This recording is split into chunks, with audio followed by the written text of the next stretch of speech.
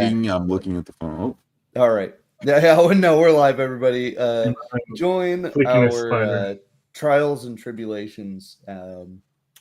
I've made fun of playing online too much, and it's striking back. It's going, oh, we'll really show you something. We'll give you reason to prefer in-person play. But here, joined as always by these magnanimous three. Got my hot beverage. Finishing up breakfast here. Bunch of different issues as we work through this. But excited to be here again. Excited to finally play some more after a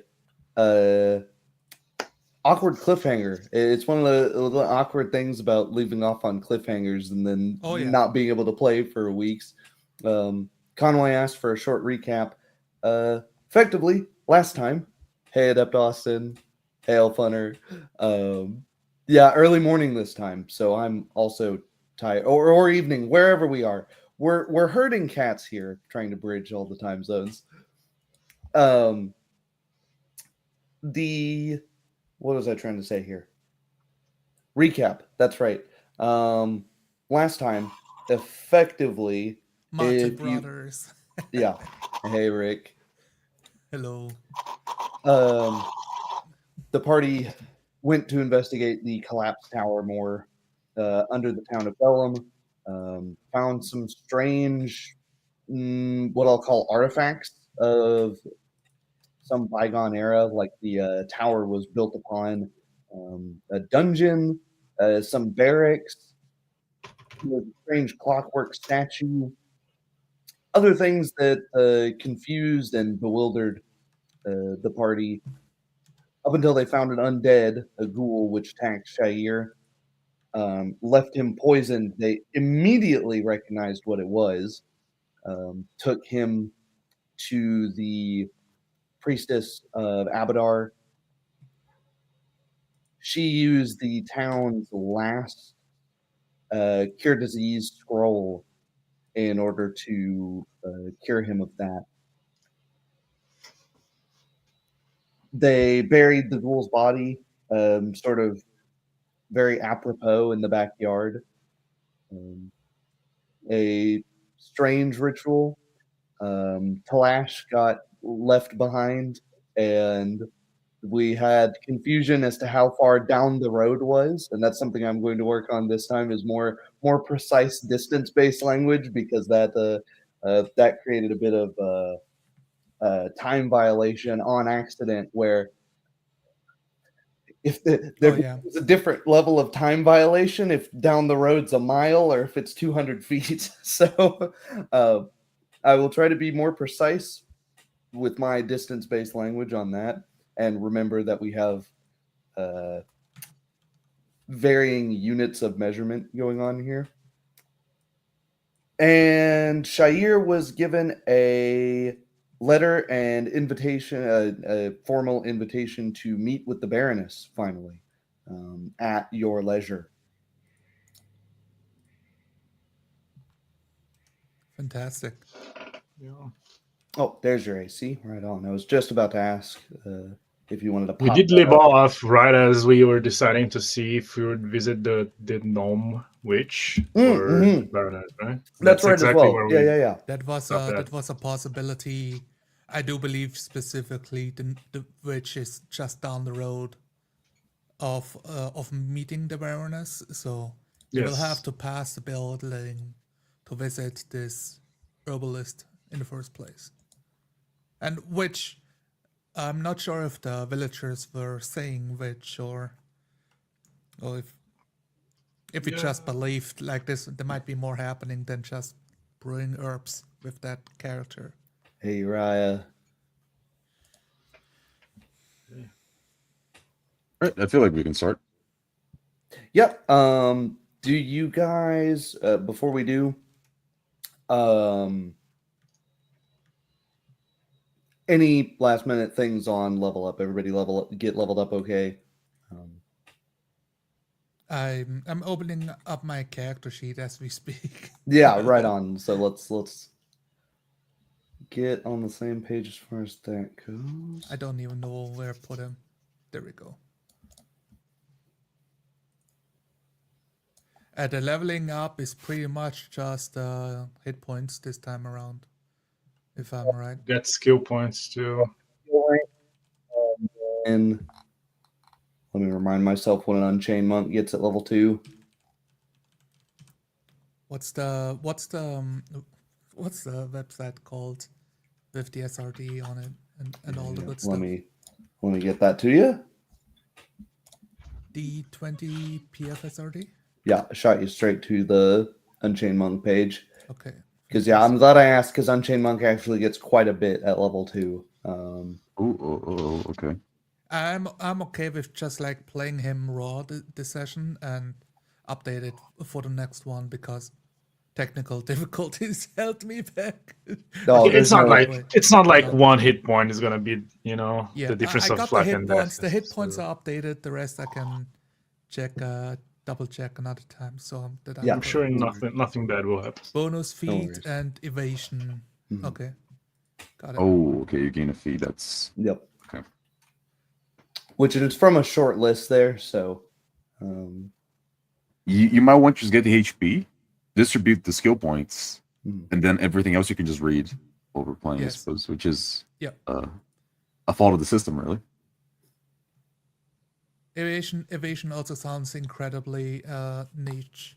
So when it's gonna happen, it's gonna be it's alright. also something that I know what evasion does, so right. it's just anytime you make a reflex save, if you pass it, and there would be like you take half damage on a save, instead you dodge out of the way entirely. Oh, it's literally the D&D rogue ability Yep, just for yep. Pathfinder. Same Got it. thing. Yep. Same thing.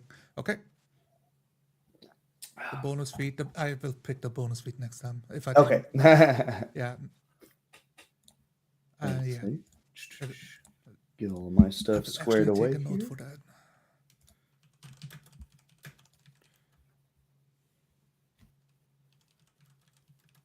I'm good to Oh. go. All right, everyone ready? We left off the group scattered across the town of Bellum, sun setting into evening after a grueling day of delving below the collapsed tower, finding strange artifacts and insights into this sleepy town's history. The lady, the Baroness of the town, Baroness Devy, walking away from Shair after handing him a letter of invitation.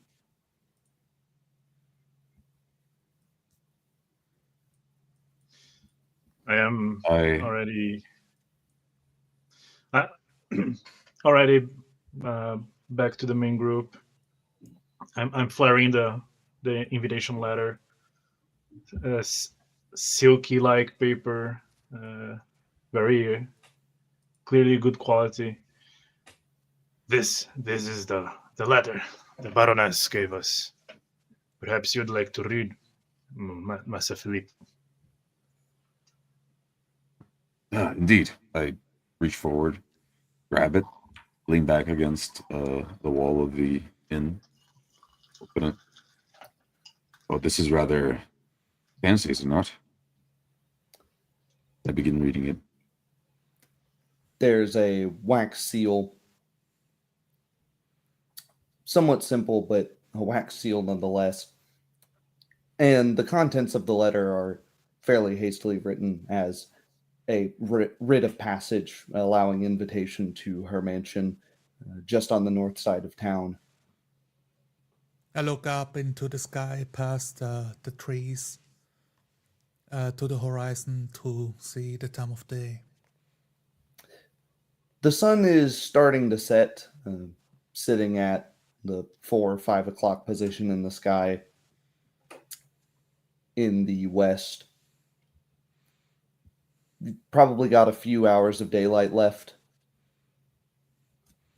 I'm surprised the Baron would want to see you, Shire. How did she?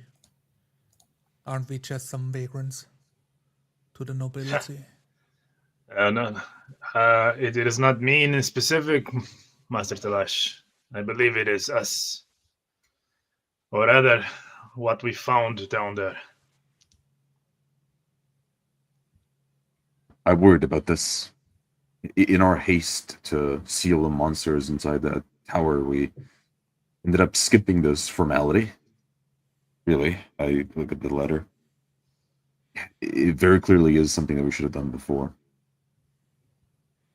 We will meet her as soon as we can. I think it would be for the best.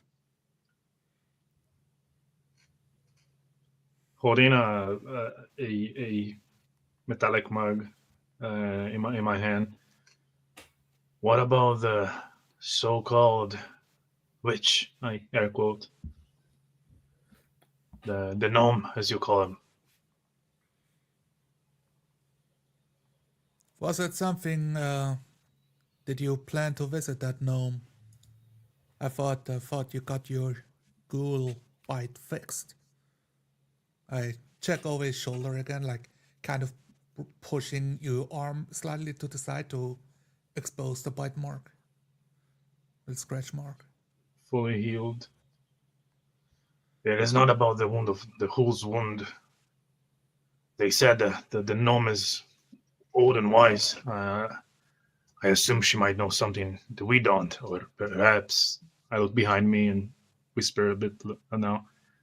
Something about the Baroness as well. Huh. That is a good point. This gnome, and I sort of look towards the road that we were instructed to follow down. It is on the same road towards the Baroness's manor. Perhaps we should speak to the gnome first before. We don't have the time to get to the Baroness. I looked at the setting sun. So let's speak to the gnome first. Then we talk to the Baroness at dawn. Give the noble the courtesy of a day to prepare everything for our arrival. That is a wise choice, warrior. Pay respects to the elders before nobility. I'm nodding, stroking my beard, staring into candlelight. Then it shall be.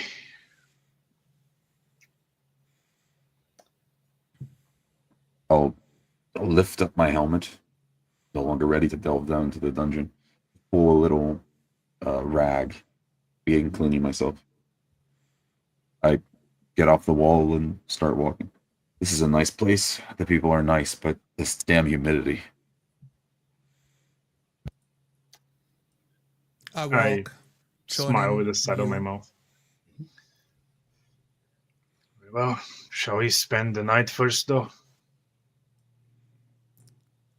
There's still daytime left for a visit.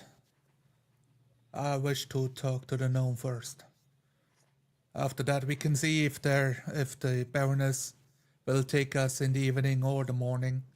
Maybe talk to her servant. I see. Well, where I come from, it is not good to visit late at night, but I look at Philippe. Would this be considered rude to visit the gnome now? For a noble, yes. For common folk, I don't think so. I finish my tankard. Very well. Stand up. I'll let you take the lead, Master Philippe. Of course. It is a matter of hospitality. Perhaps if we're fast, we can make it to the Baroness and we can eat supper with her. They are, through laws of hospitality, supposed to give us food. But let's not bother their workers that much. We'll arrive there at dinner next day. Walking down the dirt road, waiting by the wooden bridge that goes over the creek, small river. I don't want to wait for the sun to fall. Hurry up. There's a Quite few. quite a step with me. There's a few fishermen wading in with nets, rod, reel. They give you quick, terse waves between catching small fish, shellfish, other various game. The path ahead is quite clear. Really, there's only 3 buildings on this side of the bridge. A wooden log cabin, the Wizard's Tower, which you've been warned multiple times to avoid, and the large, somewhat imposing limestone. To call it a castle would be a misnomer, as there's no curtain wall, no turrets. It's not a fighting building. Mansion would perhaps be a better description, which could only be the Baroness's domain.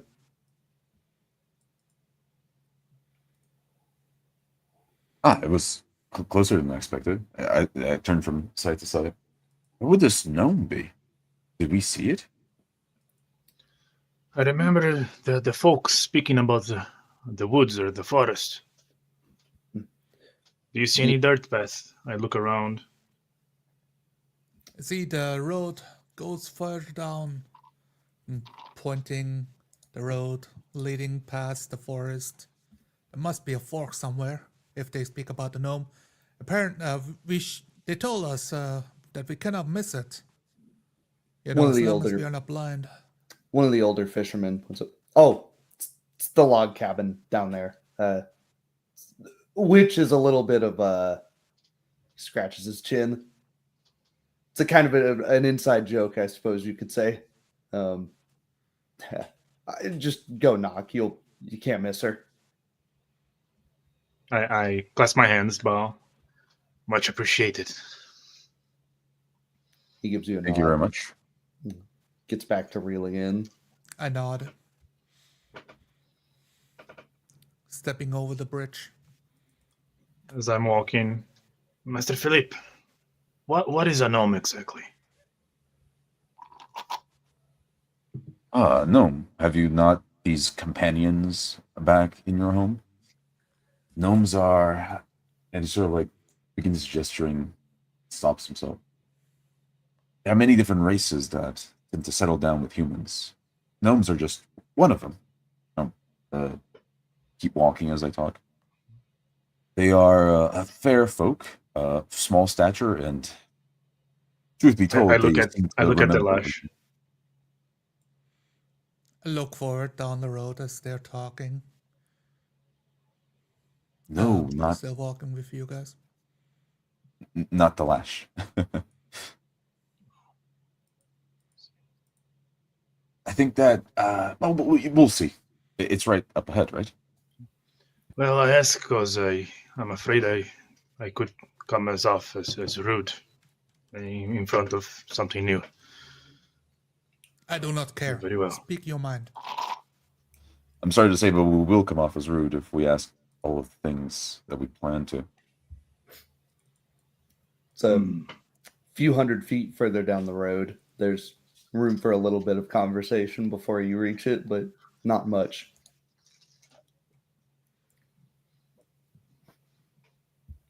You can expect look for- that the gnome will be smart.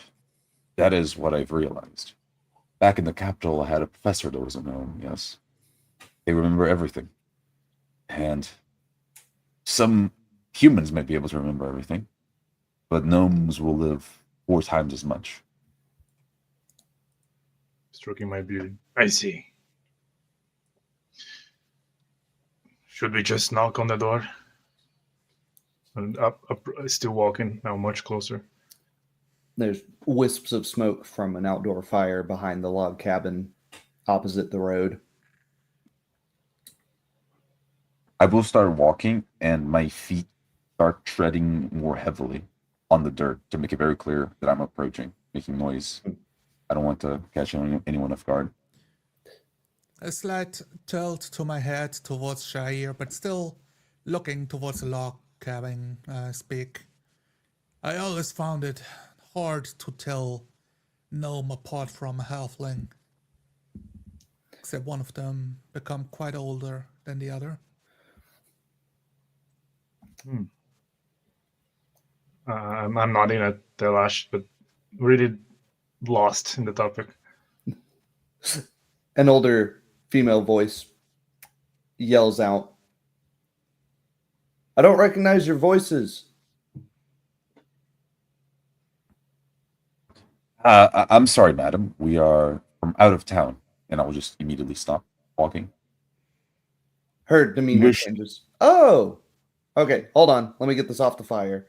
There's some clanging of pots and pans, and a very minute, maybe 3 foot tall woman with striking bright green hair, bags, which marks this as an incredibly old gnome that she's showing any signs of age as a human would.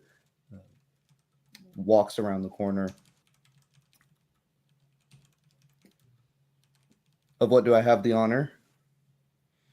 Well, hello. Philippe will puff himself up, presenting himself as a respectable knight, armor, sword. Our group has taken refuge in this very hospitable town, and we've been dealing with some issues, including some that pertain to the past of this town. I believe we were instructed to talk to you. I keep a broad stance, my walking stick upright, dug into the dirt with the small knapsack full of my belongings hanging from it. Her eyes dart across the three of you. She I mutters bow. under her breath, "Long way from home, dwarf." Interesting. It's been a while. Well, if you're interested in the history of the town, it's kind of no wonder they sent you my way. I guess you'd call me something of the town's historian, having lived here for as long as I have. um, well, come on inside if you want. I can set the fire down, get you some beverages, food, whatever. I've got. I believe that won't be necessary. We Oh, don't plan on bothering you too much. And I once again thank you. oh, nothing at all. History. Well, I've got a lot of books. If you tell me what specifically, if I can't remember it, I can probably run inside and. Yeah, no, not that far back. Not Oh. quite. I give 2 steps forward. Pardon my interruption, but perhaps we should discuss this inside your cabin, madam. Oh, I of look course. behind me. I will accept this opportunity to rest my feet. Philippe will open his mouth to say something, and then he'll realize and look around himself. You were right. She wipes her hands off with a towel, sets it on a rack outside, and then creaks open the wooden door. Almost comically large. Clearly a cabin not built for a gnome. She comes up to about the door handle's height. And the entire interior of the house is painted a stark white, whitewashed with the limestone, covered in bookshelves. It's wall to wall, floor to ceiling book. My eyes widen somewhat, looking at the bookshelves for a moment as I step inside. A curt nod. I see you have quite the riches of knowledge. Something like that. Half of it's fiction. It's got to stay busy at this age. Wipe my boots before entering, looking all around. My feet stay distinctly dirty as I enter.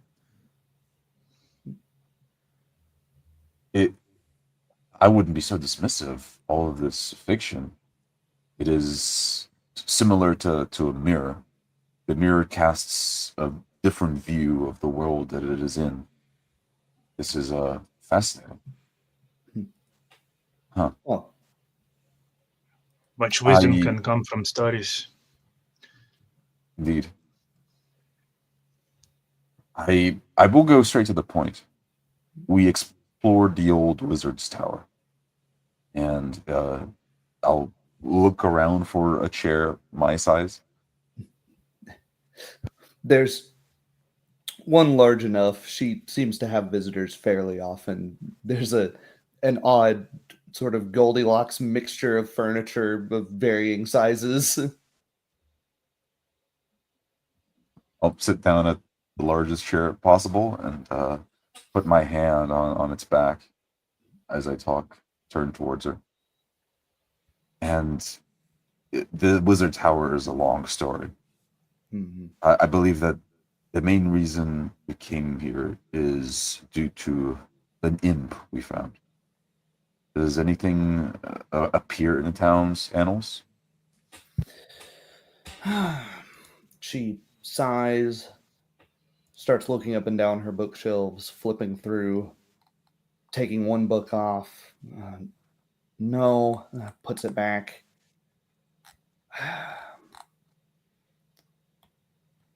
Well, this place has changed hands so many times.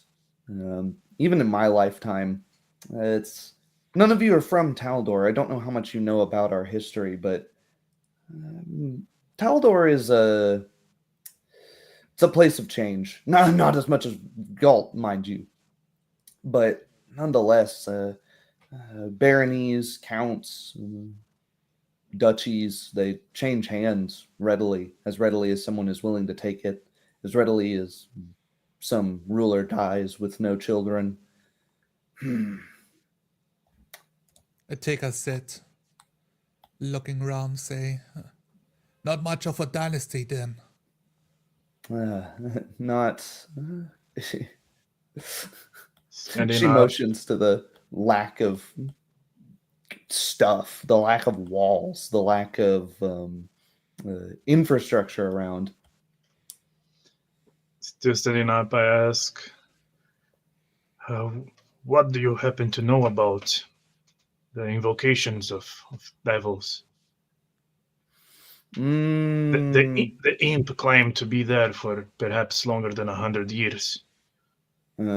Said its master, some a noble or a wizard, I do not recall it correctly. Was Baron Zarvo, I remember, right? Baron Zarvo! Huh! She chuckles, confirming an old rumor. There was a crest, I widen my Bronson. eyes. a bronze shield with a horse depicted on it. I try to recollect what exactly it looked like, give a couple more details. She flips to a page in a book and presents it to you, Talash. It's a pretty much exact copy drawing That's of it. that. That is the crest. That was a bloody few years. That dynasty didn't last very long, as you said, not much of one. She leans up against the bookshelf, thumbing through this. What's there to say about that one? Burned hotly, brightly, and not for very long. Really, he came through, took the area by force, tried expanding too quickly. He didn't have much of an army. Most of the talk of the region at that time, as I remember it, was that, yes, he was doing something in order to achieve these exploits, in order to take land, take castles with a tenth the manpower he should have needed. And few people live to tell the tale of how he accomplished these deeds. The Devy family, a couple hundred years ago, deposed him. It was bloody and violent, believe it or not, for our little corner of nowhere. And it's been mostly peaceful since then. That was an old memory. Oh, So if I understand correctly, the current Baroness has no family, no blood lineage. Is that right? With said Baron. No. That dynasty is long dead, as far as I'm aware. Those are mere artifacts of what was. I should offer you something, though. You're filling in some blanks in the history books here. It's really saying something. She grabs a quill and an ink pot and begins writing in the margins of this book. That is good to hear, but let us talk as to how it pertains to recent occurrence. All of the people speak of the old tower, the one that collapsed recently, being of the wizard, but that is not where the wizard lived, correct? The town wizard? So the Wizard's Tower, Hunclays, it's just down the road from, just opposite the Baroness. 500 feet that away or so. She thumbs out the door. He bought the tower. He always wanted to collapse it. It's a little confusing. So he has his tower on the outskirts of town, and then he bought the tower inside the town. A second tower. Yes. The one which recently collapsed was the old Baroness estate. She bites her tongue, about to say something. Well, better to ask the Baroness on that matter. I won't speak ill of the dead. Give a slow nod. Right. And he was clearing the trees as well, was he not? Something to better see the stars. She opens the front door again. You should be able to see it from here. She points up towards the sky. Big opening on the top of the tower. He's got some sort of looking glass sort of thing that he's constructed. Astronomy. That's it. That's what he Shair. called it. Your people study the stars, right? Huh. I'm surprised. A stargazer, this part of the world. Well, the wizard is dead now. Oh, You think we should... that seems to take her by surprise. Well, We believe he didn't is. we didn't confirm the body, Philippe. But that like go for the little necklace that we found and pull it up. Before she can touch it, beware though, it does seems to be bleached. Yeah, that was his, all right. She doesn't touch it. She beckons you to keep it. I never got anything as ill as the common folk around here, but I did. He was poking around places he probably shouldn't have. Old, decaying towers, not the least of which. That is interesting. We have been investigating this very thing. Do you know of any specifics of where he has been? I can tell you one thing. It's not devils. Whatever he's worshiping is of a different mark. Well, let me not say worshiping. I don't know his relationship.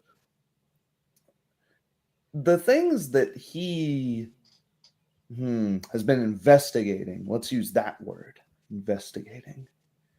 She looks up into the sky, the moon palely hanging there in the evening.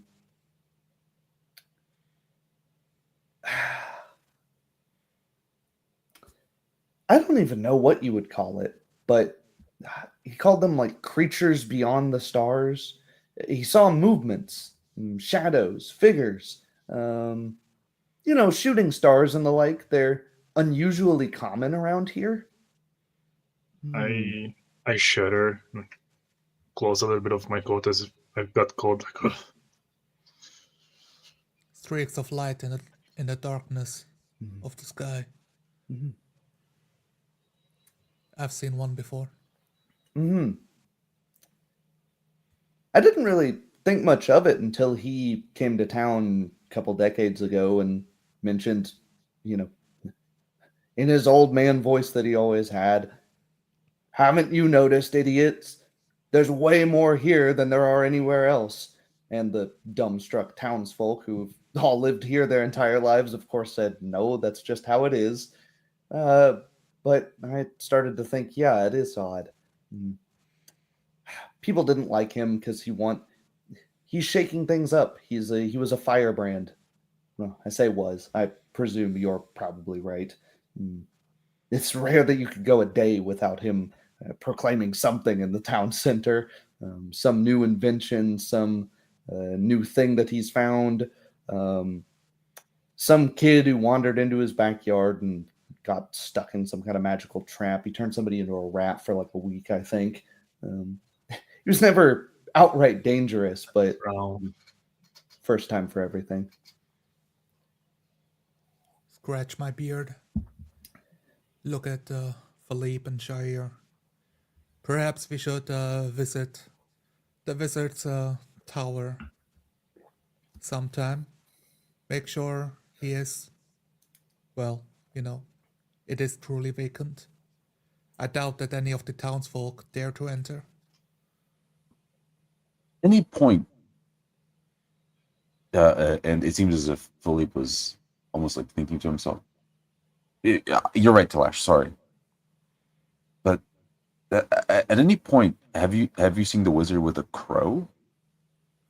A familiar of sorts. His familiar, yes. That's why you're sure he's dead, yes. It delivered the pendant to us, so it must be true.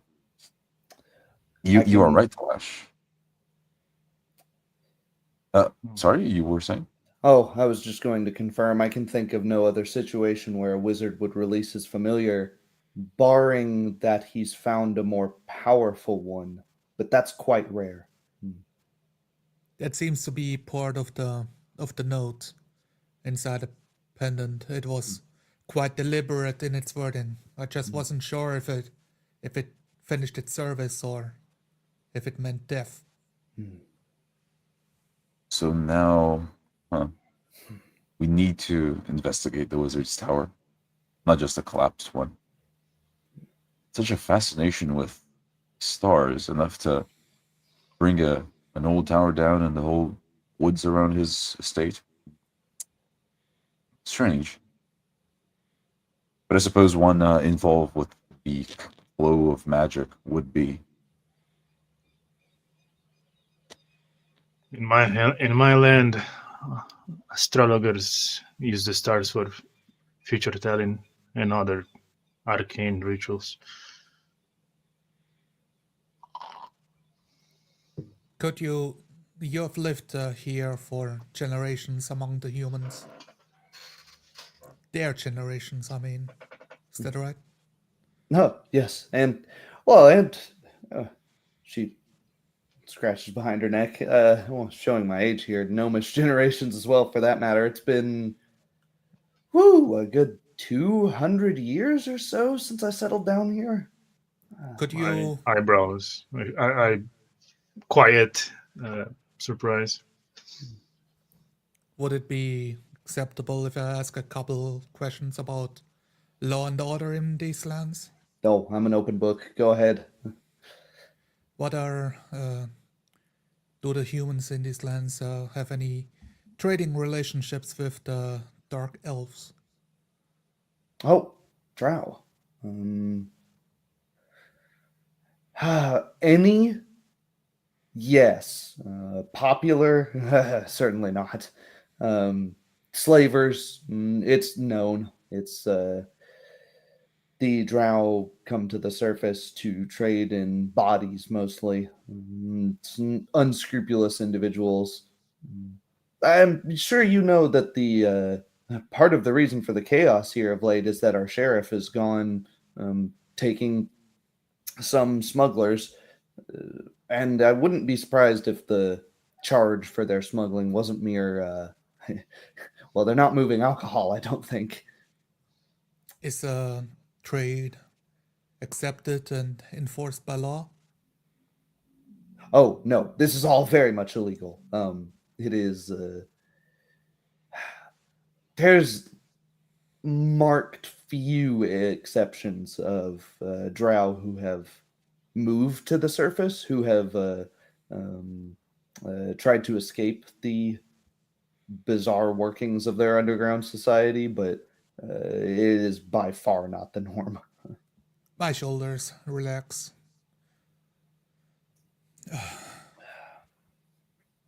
Thank you.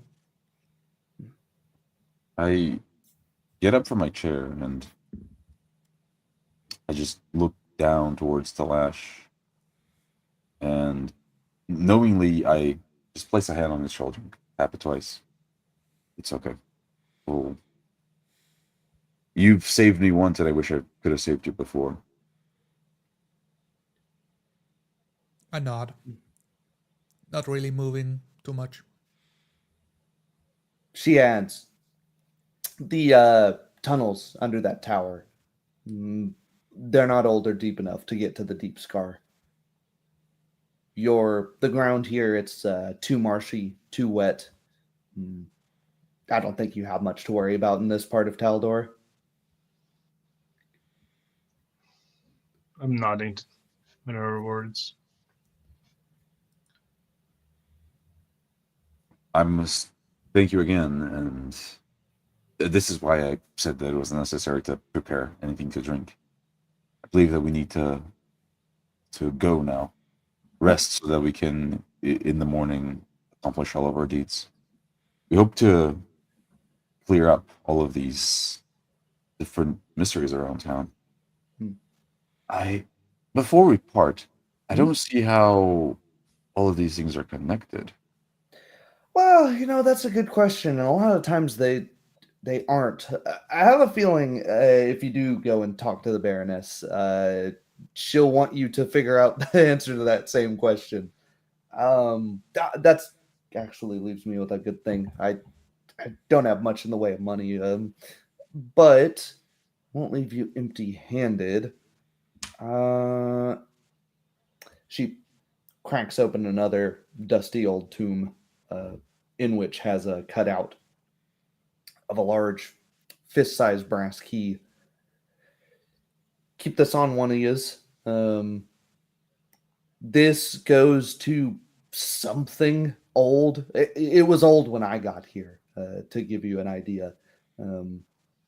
Asking about not sure about how things are connected. If you keep digging around, especially underground, I don't know how many towns this place is built on. That's a story of Taldor, the country over. Nothing this large and ornate would have been made for no reason. At least I think so, she shrugs. I walk over, meekly extend my hand to take the key. She hands it to you. It's a heavy brass key with floral engraving up and down it, verdigreed with age, light surface pitting. Thank you very much for aiding us. Oh, it's no worries. It's more of I'm mostly just curious as to where that goes, and you're the only ones doing any digging. Put inside my coat. Let us Would go. you give us your name before we Oh! leave this place? Bassie, yes. I totally forgot that. And I didn't ask for yours either. His short introductions. Introductions at the end of the conversation, I suppose. Ah, right. Where are my manners? It's a busy day. It Point is to indeed. myself. I'm known as Telash Stone Splitter. Point to. This is Shire. I cannot say his last name. That is Philippe. Alayesh. He Well- is a lord in the region. Well, it's very nice to meet all of you. I hope the meeting with the Baroness goes well. And knowing now that you're a lord, she makes a funny expression. Don't expect too much. It's not like the capital, shall we say. You don't I need to have- worry about dressing your best. I have thoroughly enjoyed my time here, in fact. Oh, Perhaps it good. is for that. I will bow respectfully and prepare to leave. I give a nod and turn, my sickly eyes illuminating, stepping outside. She returns your nod. Clasp my hands. Blessings upon you. I leave. I close the door gently behind me as the last one.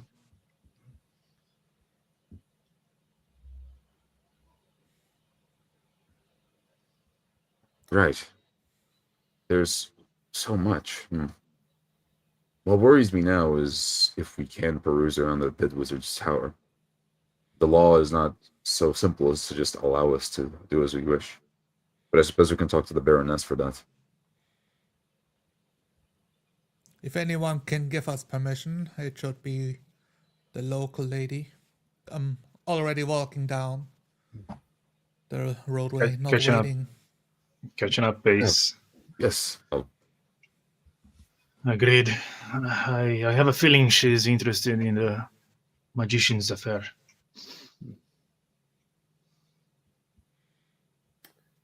The moon begins to take the place of the sun. Conversation and research dragging on a little bit. Still plenty of light to accomplish anything.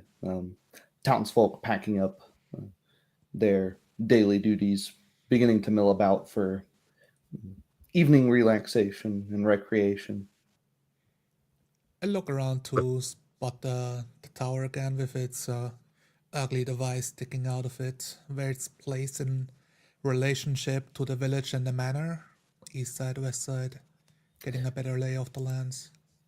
It's to the northwest of the town, and pretty much from anywhere that you could stand, given the clearing, given the height of the tower. Now that it's been pointed out to you, it's very easy to locate this glass glint in the sky, especially contrasted against the night sky.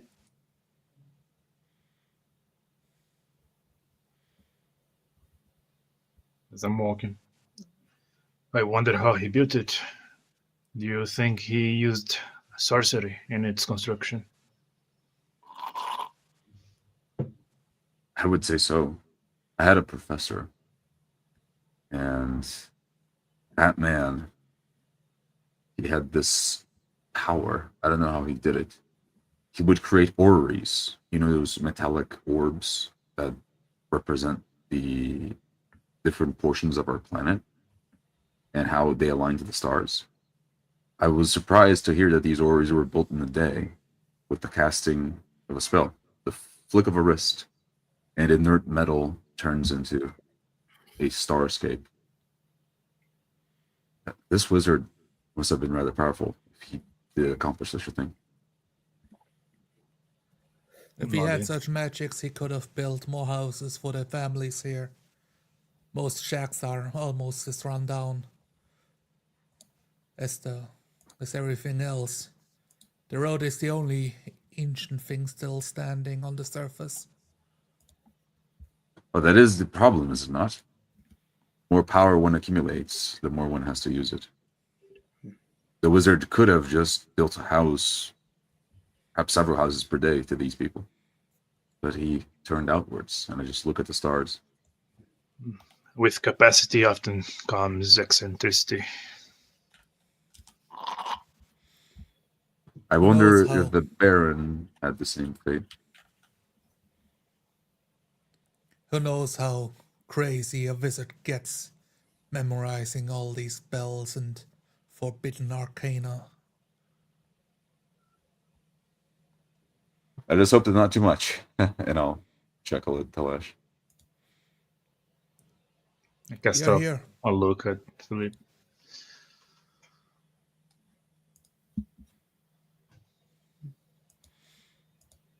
I look at Let- the banner. The We should manor sleep is first. The manor is built of sturdy limestone, indicating it is one of the older buildings in town. There's newer wooden repairs that have been done here and there, a stone out of place. Nothing extravagant. A couple of banners outside showing the ladies and Taldor's crests. Varying alliances. Nothing as extravagant as some of the larger cities in Taldor with their hundreds of crests, innumerable families, impossible to remember, but a dozen or so. A large gate, but that's all that's visible from a distance. I press Making my on way towards the large gate, undeterred. Well, wait, Dalash, didn't we talk about this? Were we not going to rest for? It is a matter of courtesy for nobles, right? I stopped and turned to Philippe. I thought we will ask the servant about that. But I will take your lead. You know this matter best.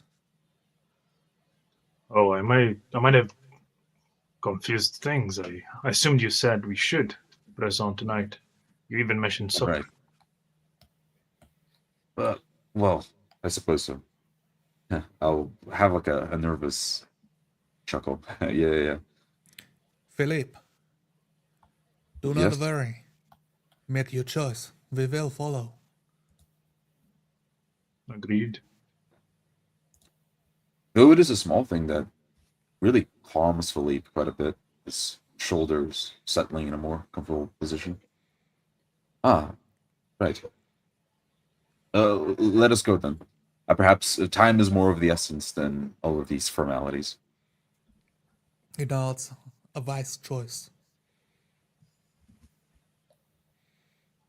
I will, with a spring to my step approach, a lot more comfortable. There's a few servants milling about in the courtyard at the manor. A couple of guards nod, having seen most of you only a few hours ago. I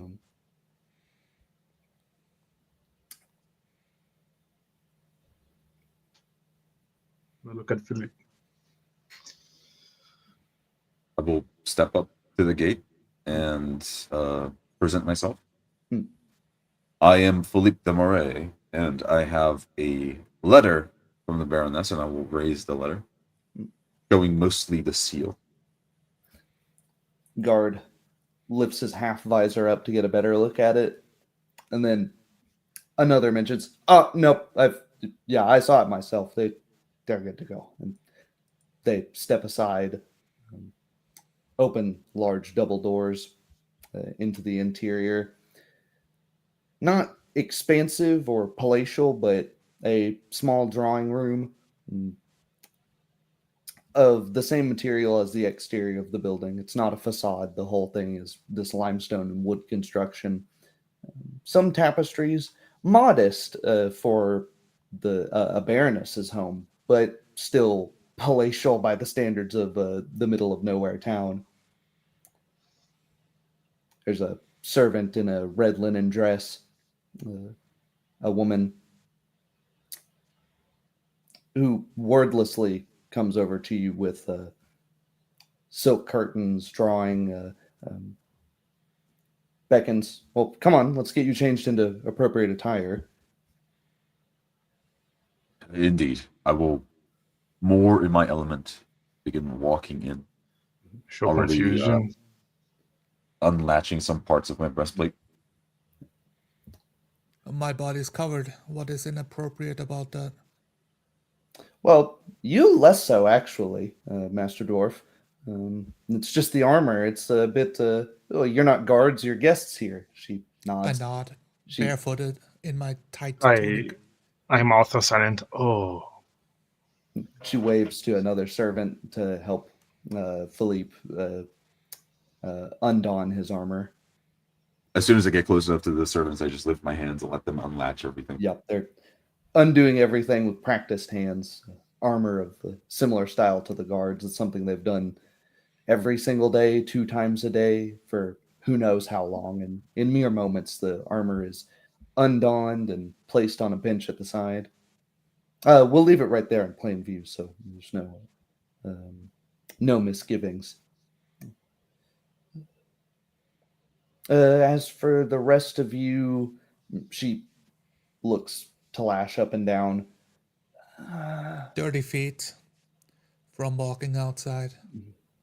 Let's see. She eyes up Shair. I nod. She looks up and down Philippe. Well, good enough. She lays out a mat for you to wipe your feet on. Sprays a very sickeningly sweet floral perfume into the air. And then beckons you through a set of doors straight ahead. I'm waiting Philip's cue to follow him. I'm cleaning my feet Philippe's- to the best of the mat's ability. Philippe's mind is somewhere else. He pulls out his backpack, and inside is a small metallic box, and he opens it, pulls out a comb, and combs his hair, taking a little bit extra effort to prepare himself. Right. Oh, the servants begin helping you, getting all of the knots and etc. It's not quite the full noble treatment, but more than would be usual, of course, for common folk. As we stand I there, I Wipe ask the girl that's been helping us. So this Baroness, she in charge of just one village, or what are we talking about here? Well, technically it's the barony, but at current the barony is Bellum, this village, and then the outlying unincorporated lands.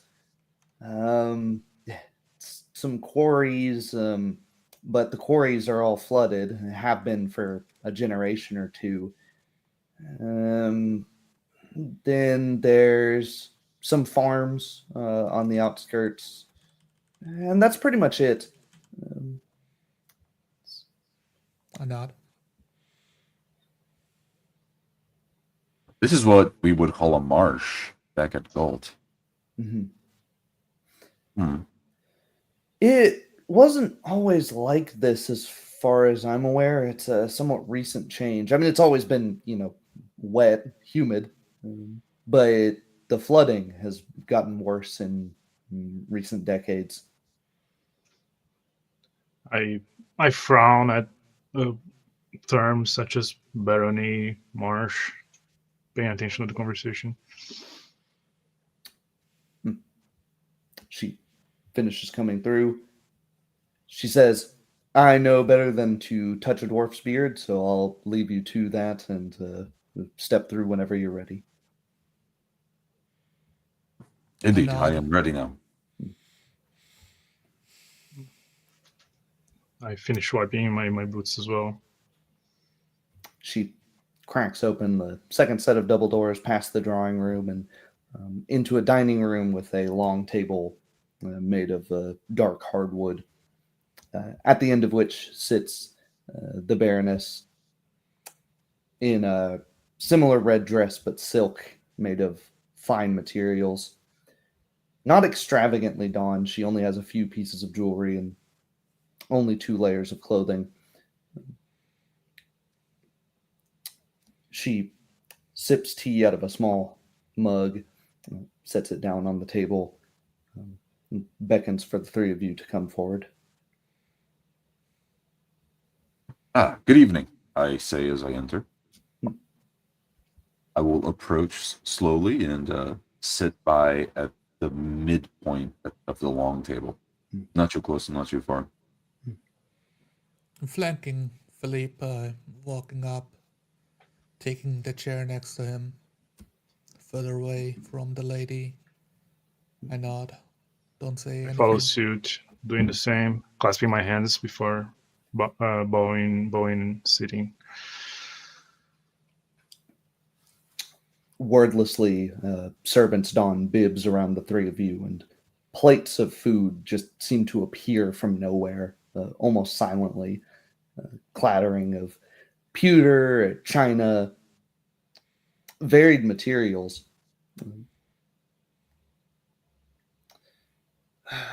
Well, go ahead and eat over the conversation. If you want it, it can probably be brought to you. This meeting is a little overdue. I apologize that I didn't extend my invitation earlier. She set her teacup down. I'll cut to the business. Unfortunately, I'm sorry, the formalities will have to wait. I'm interested, though not demanding, as to why you're in this little part of the world in the first place. Second, I have work for you. Let's word it that way. Perhaps I should apologize as well. It is uncourteous to arrive at such a small place and make our moves around it without making ourselves known to the authorities. I am Philippe de Moray. I know not if you know of House de Moray, but I am from Galt, and I will leave it at that. I recognized it as a Gaussian name, but I'm afraid I don't know of your particular house, but I don't know of many people that would know the Devy name outside of Taldor either, so I'm pleased to make your acquaintance. My Indeed. eyes go wide at a plate in front of me with honey glazed chicken legs, roasted, and since it's brought to me, I take it by the drum and start chewing into it. Some grunting noises. There's Merc at the lodge. Picking up the utensils, I start eating as well.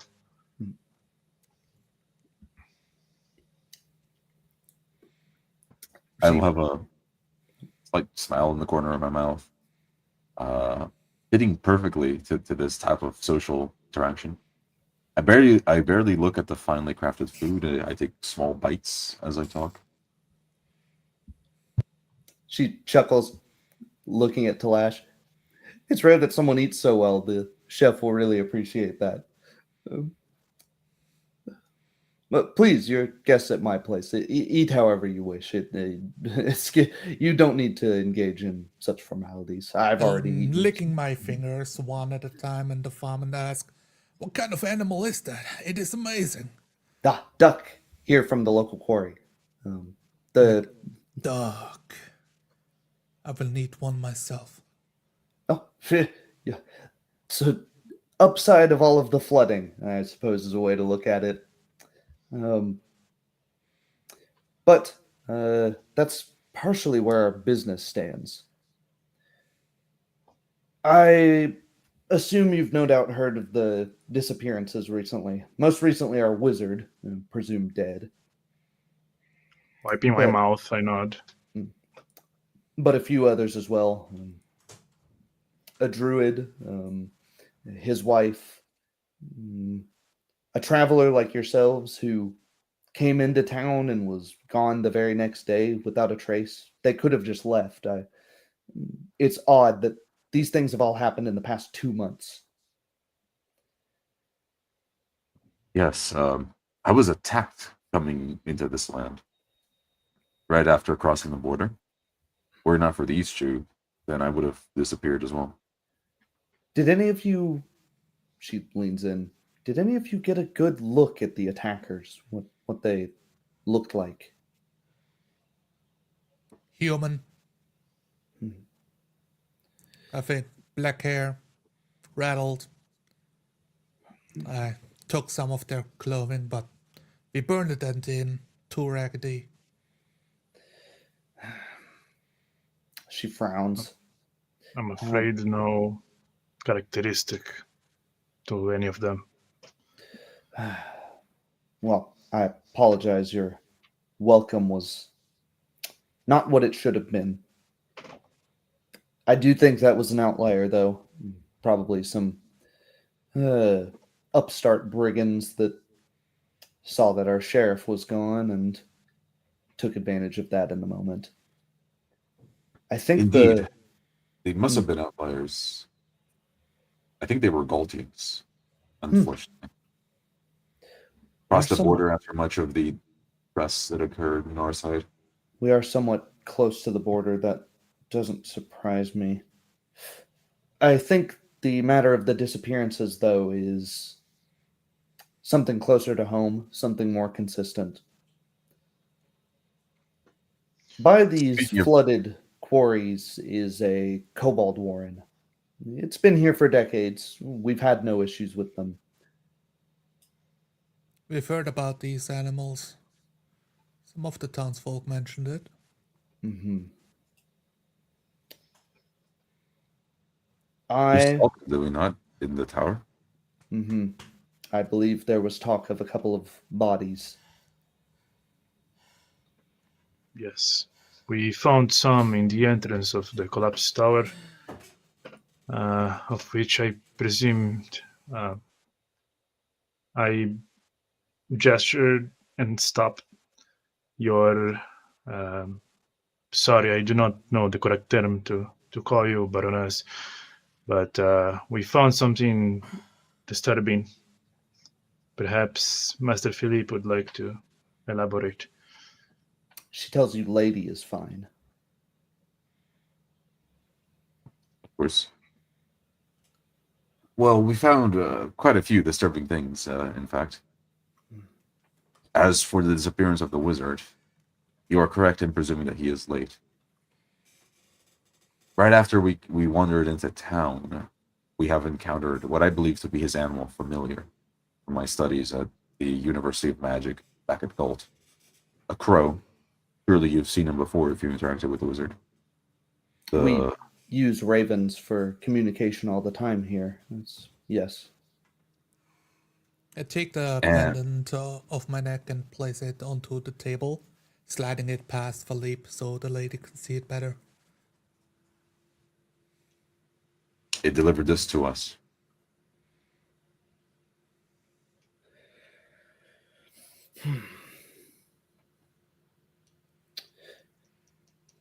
She places a hand to her chin and ponders for a long time.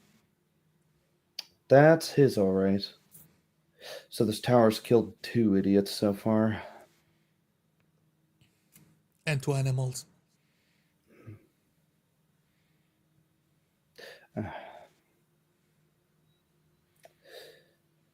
I thank you for your investigation. It's unfair that you're having to do so much as strangers. She waves to some servants standing along the sidelines who bring you all brass coffers jingling with coinage. I agree. We do not belong here. These are not my people. Or his. I'm pointing to Jair. But if it helps the safety of the town, I do not mind.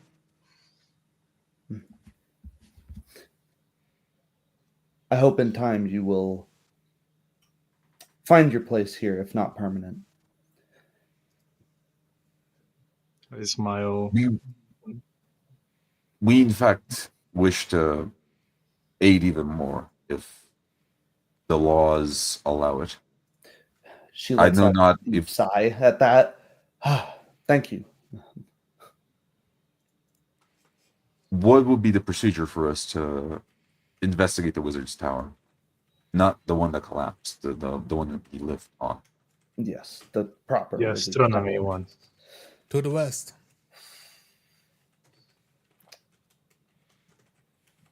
I would need to deputize you. In the sheriff's absence, that's as simple as me making it my command and giving you a similar writ of passage to show to anyone who has any issues.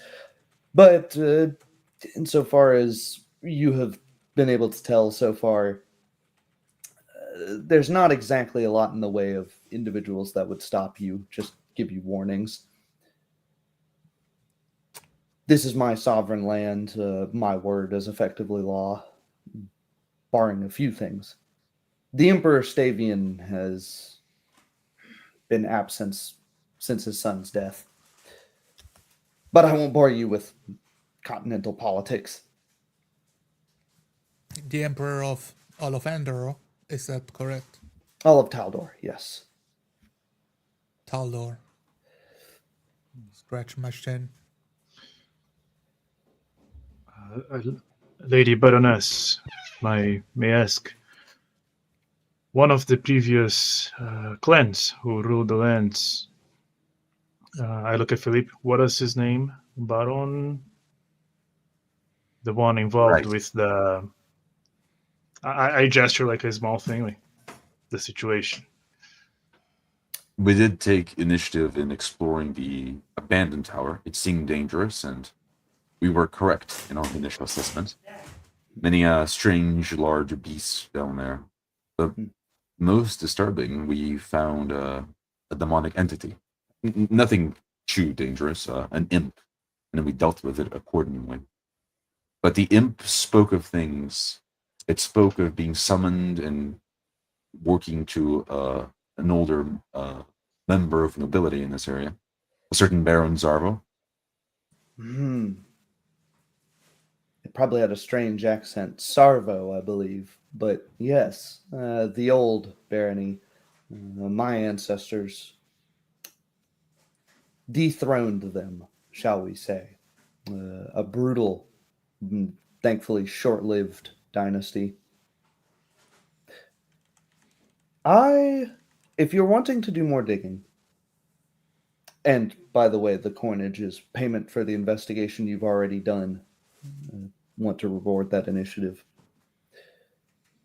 I don't have great treasures as some of the baronies and duchies do. I do have some money. I'm opening one of the small cassettes delivered to the table, pushing my plate to the side and start counting coin. Quickly count I out. lean over at Telash, whisper in his ear. I believe it is rude to do that at the table, Telash. I say, shh, I'm still counting. She chuckles. Oh, it's good not to take a woman at her word and make sure the business is fair and equitable. You should find 175, all accounted for each of you. I check the gold That's coins my if they hands. are Like ball. bite into them, check the density and quality of the gold. The precious metal used. Lightly soft, good give. Your dwarven stone cunning tells you exactly that must be gold to every inch of purity that a major civilization can make it. I nod. Most generous, as we had not struck an accord before. I will thank you. You know, the Emperor's mintery are quite useful. It appears to be. That will work. Close the coffer. She takes another sip of her tea. We would indeed like to investigate more about this Zarvo. Sarvo, was it? You said? Mm-hmm. We heard much about it. I'll take some tea and sip. I am not sure he's exactly connected here. I think it's something about the land itself. Every 100 years, 200 years, another visionary, shall you call them that, comes here with another thing. Why this sleepy hollow? The farmland isn't good. The fishing is fine, but not enough to export. The limestone quarry, sure, but the roads are You can't make roads good enough to get any of the stone farther than this. It will sink the wagon wheels. Why has this land been so fought over for hundreds of years? It's something that's eaten at me. You see, that is precisely why I believe that it might be connected. From what I've heard, Sarvo overextended into this land very quickly, very violently. Mhm. He was clearly seeking something here. And now I believe these kobolds to be seeking something. They have moved into the flooded quarries, into some of the caves there that have not yet flooded, that stay above water. I have a feeling that is where you will find some of the missing people. Or, if you investigate it and find no such thing, it marks a thing off of the list and it lets my people rest a little easier at night. Missing people. Who has been missing? Well, Except for the sheriff, of course. as I mentioned earlier, the druid and his wife, and a recent traveler. I didn't even catch their name. They were here for a night, perhaps two, before disappearing without a trace. Right. The issue here is that we do not know the local area or where this quarry is. She Would you have someone that can come with us? she palms to her face. Yes, of course. Does Quarter even, mile straight north of here. There's a major road. It used to be quite well used, well traveled, bolstered for wagon usage. So it's No very need for a guide then. no. There shouldn't be. I am I believe nodding we'll leave silently. for the expedition soon. I wish to see the rest of what can be found in the town first. There still are areas as of yet unexplored under the tower, I believe. Talash, and I'll look to the dwarf. I will defer to your expertise. Did it seem like there were more areas to explore under there, all the rubble? I'm holding the fork like a knife in my hand, piercing up meatballs and shoving them into my mouth. And I say, yes, we have left quite a few rooms unexplored still. Not to mention the Tower of the Wizard. We should investigate that before leaving town. We might even be able to do this at night, since it's in the safety of the people around here.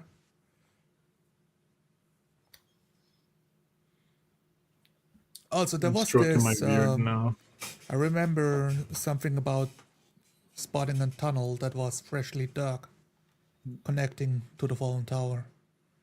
I scratch my beard, reminiscing.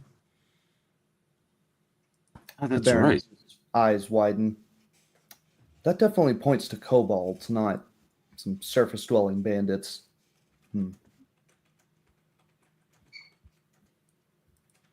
It could have been actually the two kobolds we've found at this spot, trying to leave the tower. That would explain some things. How they entered this place without any of the local guards spotting them. Are these creatures the tiny lizard ones? Are they citizens of the land? She sighs deeply and looks up. I suppose technically, it is all the intelligent creatures that live within my domain, and they do live here permanently. Most of them do not speak the common tongue, is the difficulty. And those that do are usually not interested. Like I said, we haven't had issues with them recently. And she's cut off by clattering of the wooden doors opening. The servant in the red linen dress pointing pale at the door outside. She stammers. She can't get anything out. Looking behind, like over the chair. What is this interruption? I'll just immediately stand up. I'll turn I'm towards you. throwing the chair back against the wall as I get on my feet and walk towards her. There's the distinct sound of clattering steel outside. Skirmish. I don't know what it is. The guards are fighting it. I stand up now. I look at one of the servants. My scimitar. One of the other servants bewilderedly just like throws your scimitar at you. There's not enough time for the armor. I'll rush over. I'll grab my rapier. Let us go.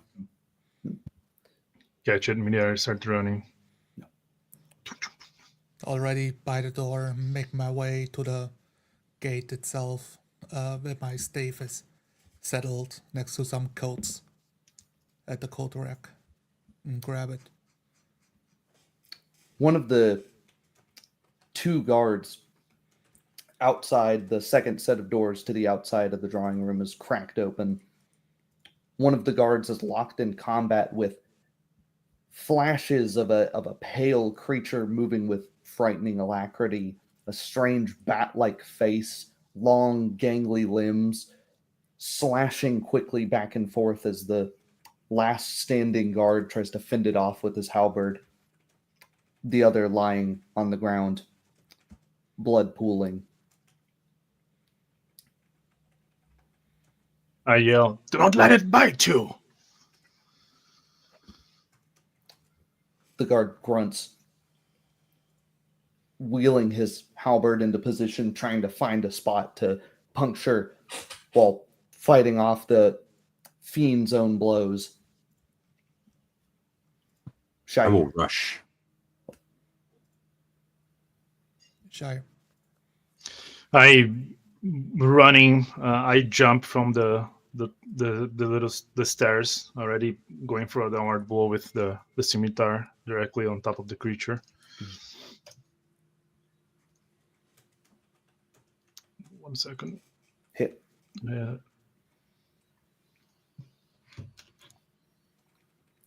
For 2. The thing hisses as blood draws out of its back. Swings around, 4 piercing eyes looking dead at you. Fully. I will approach with Shire. So without armor, I look to myself and I raise a hand. And as I do, a wispy tendril of magic just shoots all around me. And as it wraps itself around me, a small force of energy wraps itself around me, making the form of an ethereal suit of armor. And I approach close to the beast, ready to strike with my rapier, but keeping my distance.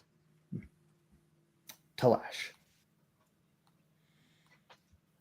Running forward, I put the business end of the stave to the floor and step on my knapsack, pulling off the knapsack as I pull the stave up, run towards the creature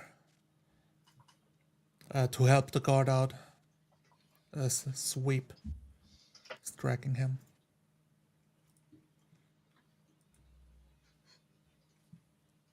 A 9. The creature definitely steps out of the way, and uncanny speed. It whips around a rat-like tail, helping it balance in these almost acrobatic movements that it does, dodging out of the way. It's not wearing any armor. It's naked entirely, but has totally featureless, pale skin covering its body. It strikes out at you, Talash. Miss. Using my stave to block the first attack and keep my own distance, shuffling back with my feet.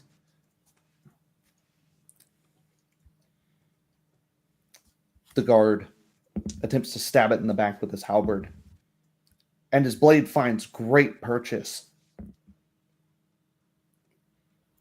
You can see from your side to Lash as the end of the blade pokes out a few inches from its chest.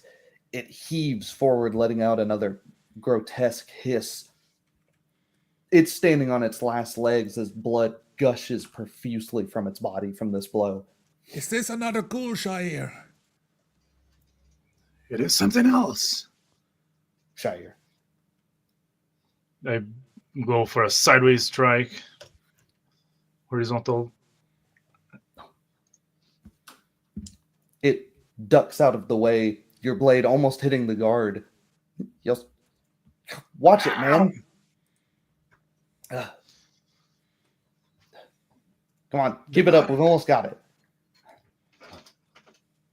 Philippe. It has a tail. I yell. With Shire and the guard right in front of one another, really close, I start flanking behind the creature, twirling my blade as I do. And as I reach a good flanking position, I dash forward, tip of the rapier at the front. The thing is snapping its neck back and forth between the four of you, clutching at its weak spot. It moves out of the way last second, and I almost drive it into Shire. Last second. Staggers forward, the mess of a melee in the moonlight, blades clattering against each other, everyone trying to hit this thing without hitting each other. It's an absolute mess. Talash. Yelling out, Philippe, watch your positioning. Moving myself behind the creature, allowing the other two to flank on both sides. I do a flurry of blows, my stave, more jabbing towards the creature. Pound, pound.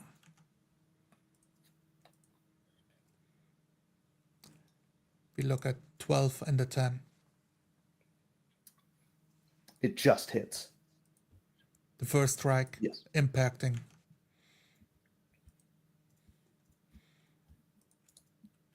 For 6 damage, Unconscious. bludgeoning the creature. The creature falls unconscious. I step on its back as it's on the floor, making sure it doesn't try to wriggle away.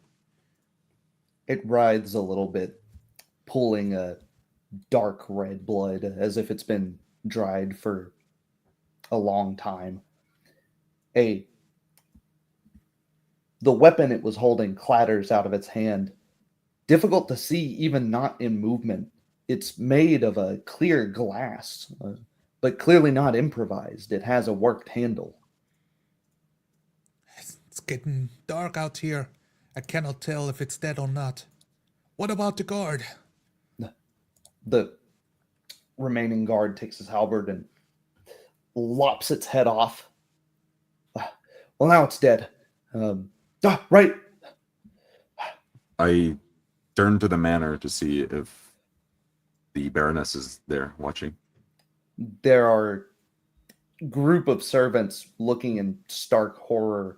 The Baroness, in relief, making her best attempt to look stoic. Seizing the Someone, moment, please. I reach down, I grab the head in any way I can and just lift it up, sword on my back. Breathing heavy, looking back and forth at the body, Philippe and the group. A light source, please. I step off the body and run towards the fallen soldier, checking for his wounds, checking for a pulse, attempting to stem any bleeding that is still pumping out. Make a heal check. No, stay with us. 22. He's unconscious, but his wounds appear to be healing themselves. They're clotting over, forming scabs. He's no longer Good. bleeding profusely. He has a pulse. Stay with us, soldier. I keep muttering to myself. Sometimes I'm slipping into Dwarvish. Someone who can tell what this creature is. The Baroness frowns, rubs her brow. I would. Fortunately, the town wizard is dead. I have no idea what this thing is. If you know not, then the gnome will, I believe. Bassie, that's not a bad idea. She kneels down and takes a good look at the corpse. I walk backwards to let her approach it. She shakes her head. No, I have no idea. I've never even seen reports of such a thing. I pray to the gods that this isn't what's been causing the missing persons. My breathing going back to normal. The head should be enough. Can you lend us a lantern? We should go ask Bessie. She nods, has a servant, points to a young adult male. Be their footman for the moment. Carry a light. Go with them. Make sure that they don't have any more difficulties. Thank you for assisting. You. Another voice cries out. A guard returns from the darkness, shaking his head. This thing, it got the sheriff.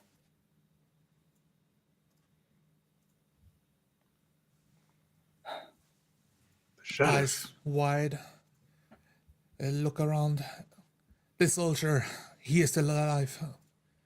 Maybe you can, one of your servants can pull him inside and get back on my feet. Ready my staff, pick up my knapsack that I left halfway. The servants given work to do are scurrying about, making themselves useful. One of them, I tell them, and bring the gold. Of course. A half dozen servants flock to and fro, muttering below their breath. The sheriff's dead. What are we going to do? What? This is I unheard look of. at Philippe with still holding the head, walk beside you. What do you reckon of all of this?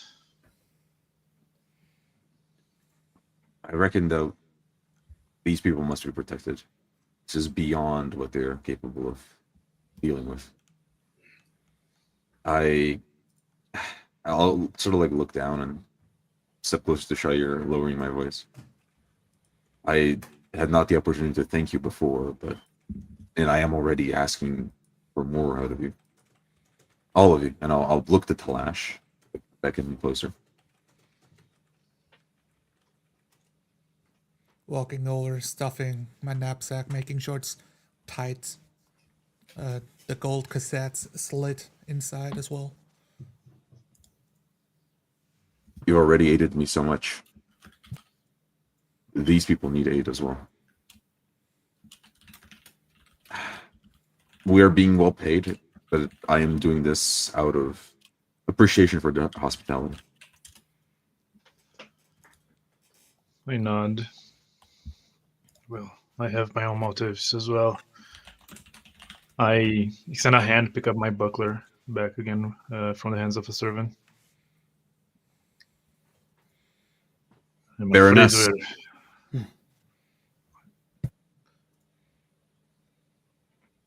I shout out, Baroness. Yes. It is best if we call for a curfew in the town. If they can make it to the manor, they can make it to the town square as well. You're right. We don't know if these things travel in groups. She points at her staff, clearly overworked. You three set him down. You. Spread the word. Make sure people stay inside the tavern. If they're in the tavern, have them stay there until we have things under control. Taking the lantern the manservant is carrying, I use his to light my own, buckle it to my belt, illuminating in a cone around me. And I use the light to look at the blade from the fallen creature, swinging it around a couple times. See the sturdiness, the craftsmanship. It's incredibly well balanced. It's a weapon you might be more familiar with than the others, Talash. A kukri, a weapon of the Mwangi Expanse and other jungle-like regions for both use as a weapon and for cutting through brush. The glass is odd. It's not like normal window glass, but just as clear. I say, kukri. This is a weapon of the jungle. Jungle. Well, I'm familiar with its shape. Although made out of glass, that is unusual. I I just is smacked that it obsidian? against my stave pretty harshly to see if it shatters on impact. It's solid. It has even a slight flex, almost behaving as if steel. I hand it to Jair. Looking at the certainly not obsidian. Pick it up with care. Almost like a backwards scimitar. With the head of this creature, I put it on my belt, and with the excess bit of the belt that is remaining, I tie it around, and it is at my waist. Let us go ask Bessie about this weapon and this creature, and then we'll see what we can find out about it. Your armor. Looking back and forth. The servants and fleet. I nod. My armor and my gold will be here at dawn. No, it's dangerous out there. You should have it. One of the servants shakes and starts donning you. We should be able to get this on Fine. pretty quickly. I walk. Yeah, While being aided, I walk to Stelash, hand back in, extend the glass sword. Hands are shaking. All these developments. I a cannot bad carry feeling. this, Jair. My hands are full. I have my Then I arms shall carry. crossed. I stand wide-legged, waiting for Philippe to be ready. I give it a couple swings, trying to understand the technique behind. A bit confused. The swinging it. There's a vivid vision in your mind, Shair, a recollection that is not your own. You can see yourself in the third person swinging this blade around. I instantly drop it. Witchcraft. Quickly turn to Shire. What happened? It clatters to the ground. I point at the Zorn. It is witchcraft. I had a vision. I grab the blade and I start it again. It's just a weapon like any other. Flip it over, looking for dwarvish runes or any similar enchantments. Al Sahar, I'm telling you. The thought bidden to you photographically, Talash, similar weapons, the runes, obsidian blades, various things pictured in your mind perfectly. Your own thoughts, but from an outside source, not the way you think. Bring us a What is rag or this? something. I shall not touch the blade directly again. The footman sent to work with you takes out a handkerchief and wraps it up. Twice. Use a cord. Oh. Fashions it securely. Holds it. I with look at both Philippe hands. to see if he's done. Just in time Armor. to lower my hands and have my breastplate on. The I servant see. gives you a curt nod and begins helping the other servants with tend to the wounded.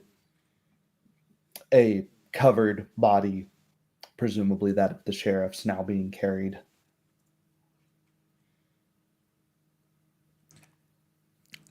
Let us go.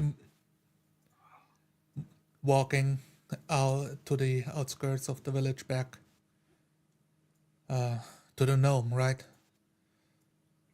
To the gnome first, yes. I Let's pick see. it up, carrying the sword, the kukri. I had. Still- You're right, Shire. I felt its impressions in my mind, like another man thinking like me, but not me. When I swung it, I saw from something else's eyes. I look behind me when I'm holding my book over my shoulder, as if someone was watching over me. It's only the footmen. The baying of wolves, notably absent this night, eerily silent. The thin wisps of smoke continue to pour out from Bassie's log cabin. Whatever the challenge, we shall overcome it. I look at Philippe, give him a slap on the small of his back against a I have breastplate. it makes me jump slightly. Oh, okay. I have my rapier out, my armor, and every single detail on the leaves that is lit up by the lantern is caught by me as I'm walking down the road. At least the light from her campfire is still outside. We need to hurry up.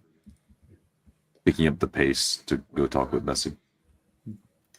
Follow behind him, kukri in one hand, scimitar in the other. She's outside in front of her cabin in a rocking chair, whittling on something. Yelling loudly, Bassie! What's is there a problem? You look like you've seen a ghost. She seems unperturbed.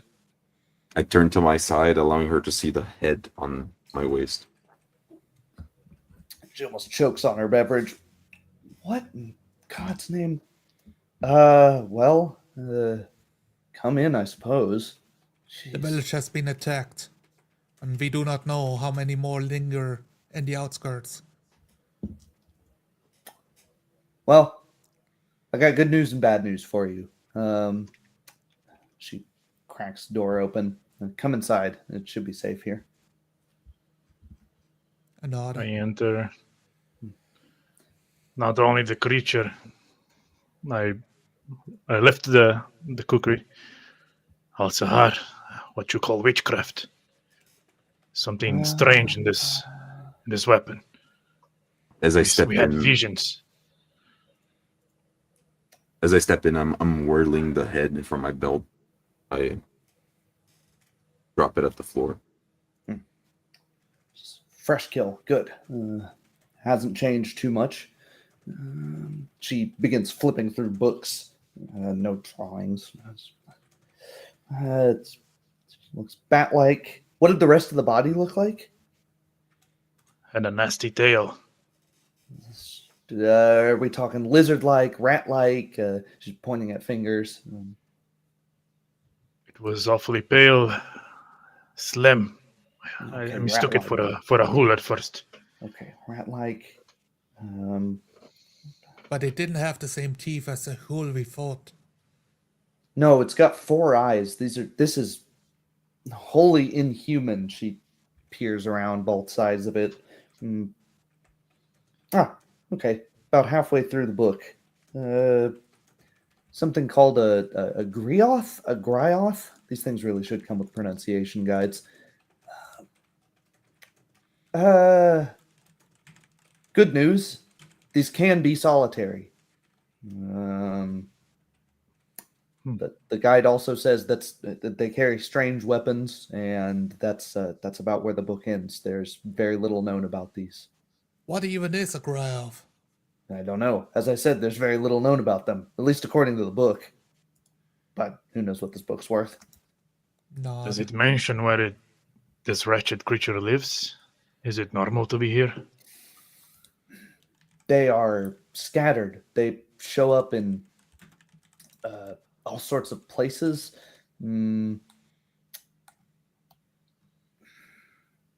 Strange weapons. This weapon, What to do with this? we both had something like a vision when we picked it up.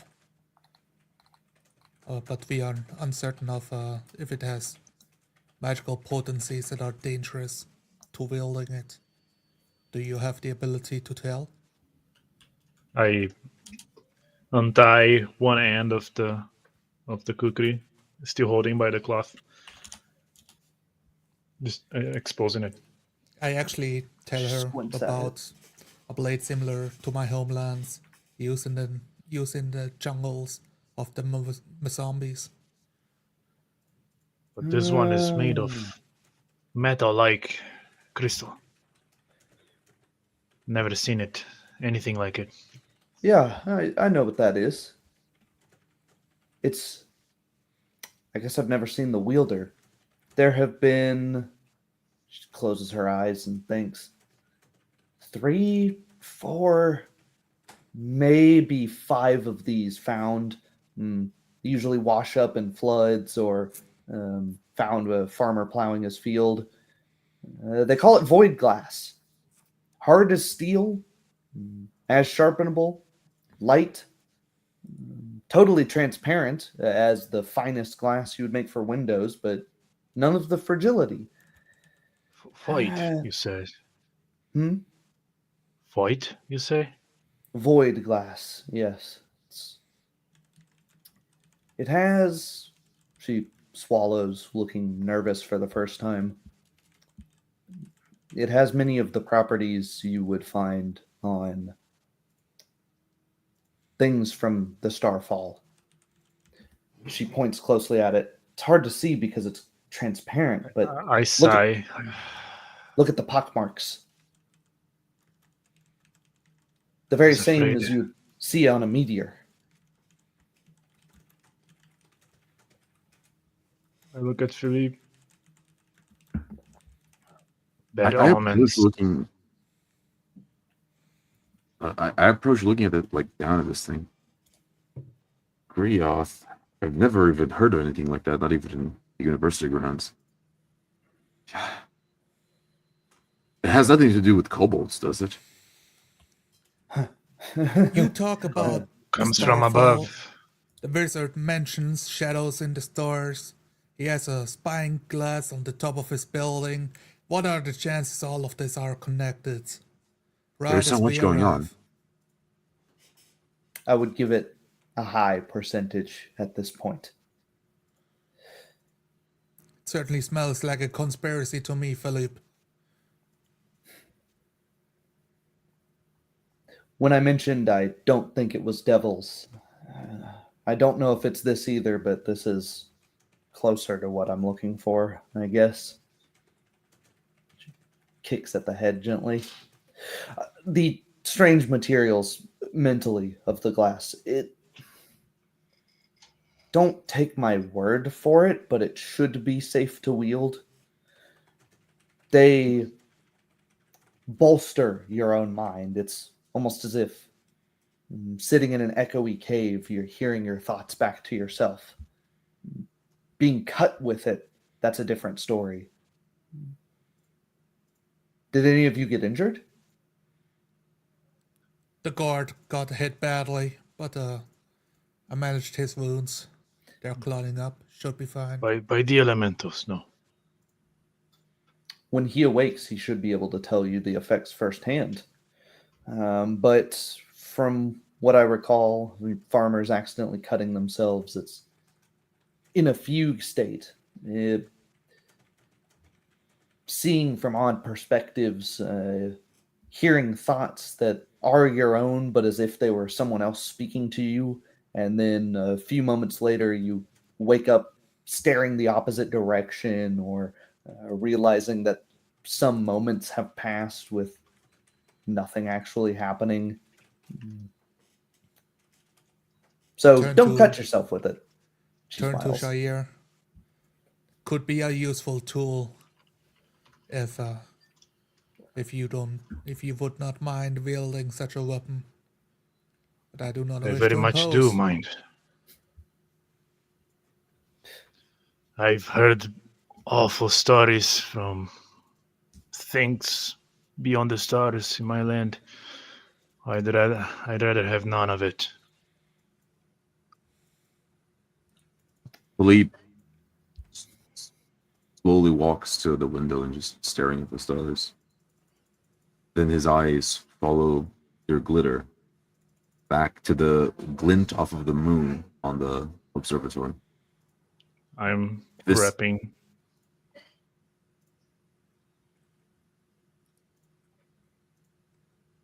If this thing came from the stars, then I know just the place that we can see if more are coming. I mutter, Abdullah al-Hashad. This is not good. She says, well, if none of you are going to use it, it would certainly fetch a pretty penny. I don't think anyone's figured out how to make something like that, so finding it is pretty much the only way. Such things should not be going rounds in the market. Best bury it.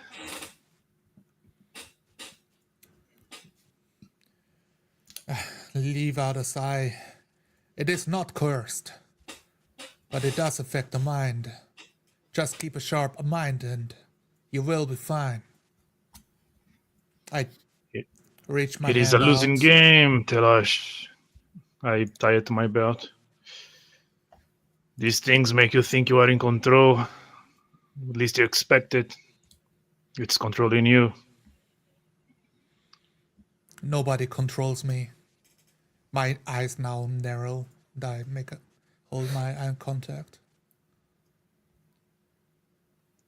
No blade, no master. Saying that it's clear that Bassi has a sort of revelation. What if the connection is something controlling the kobolds? Something's controlling all of this. Something was controlling the Sarvos. Something was controlling the kobolds now. This is all theory. I shouldn't speak in theory. You've got my brain working. But that doesn't make any sense. The If you shadow ask me, puppet like, master. what would control the creature outside and the kobold and some master form 100 years ago? Who would even live that long? Genie. They She- live forever in my land. She looks around the room and I look at her, cross my arms. But my stance is relaxed. It's not really taking her as a serious threat. Bessie, you are the best here out of us to think about these things. So don't doubt yourself again. What we're going to do is we're going to go to that wizard's tower. We're going to look at the stars. While I would very much like to be able to rely on you for future thoughts. And thank you for this one as well. well, I've only got so many hours in the day, and I've got a lot of books to go through. Guide my research. What would you like me to help you with here? For now, you have already been more than enough help. But I'm very certain that we're going to find something there. I point to the tower through the window.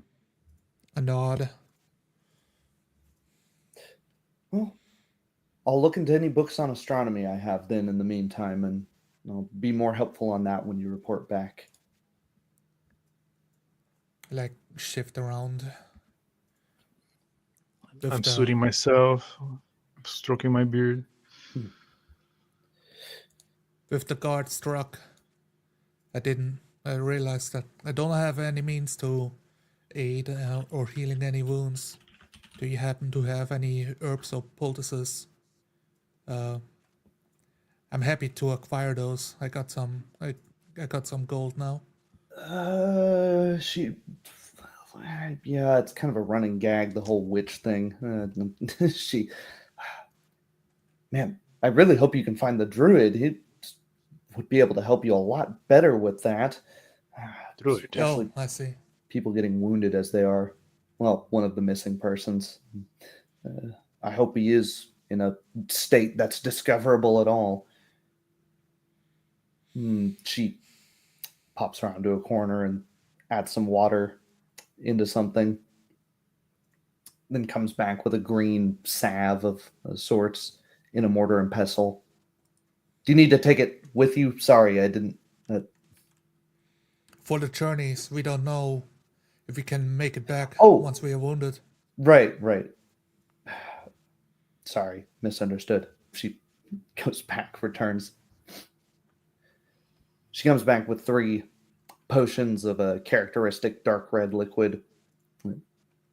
Hands one to each of you. Potion of Cure Light Wounds, the adventuring classic, but I've given up those days a long time ago. They'll suit you all more than they will me. Thank you very much. I can't thank you enough. Yeah. We hope to not have to use it so soon. What is an acceptable trade? I do not know the currencies of these lands, except for the imperial coin, of course. Preventing a weird bat alien creature from stabbing me in my sleep. That's plenty enough. Thank you. I groan when I hear the word alien. Please do not say that. Well, you know that word has many senses, right? Well, I'll drop it. Slaying Words have void power. orb wielding outsiders. I can agree to this. Once again, I clasp my hands. Thank you very much, madam. Thank you for keeping the place safe. I walk over to the door, rest my hand on the handle, looking at my companions. I nod. Thank you. Let us go. Turn to Philippe. We should hurry. She gives a grandmotherly, and get some rest, damn it. It's getting late and you've been hard at work. We will after we go through that tower. Sighs. Fine. Just don't get yourself killed. This Tell time us his I'm eyes. a lot more driven. Just walking at the tower. Come on, let's go. I have my blade at my side at night. Oh, I left the head. It's fine. I close the door after both Delash and Philippe follow up. This is awful. I hope I'm wrong, whatever. My suspicions are wrong. There's no good things beyond the stars. The footman following along you. Would you like me to retrieve the head? Take it back to the manor. The Baroness will know what to do with it. Will do. Do you need my assistance in these matters? I will follow you into the manor if you bid it. The tower, rather. I believe not. It is too dangerous. Just join the guards and make sure that no one is out at night. He gives a formal bow and heads back to return the head.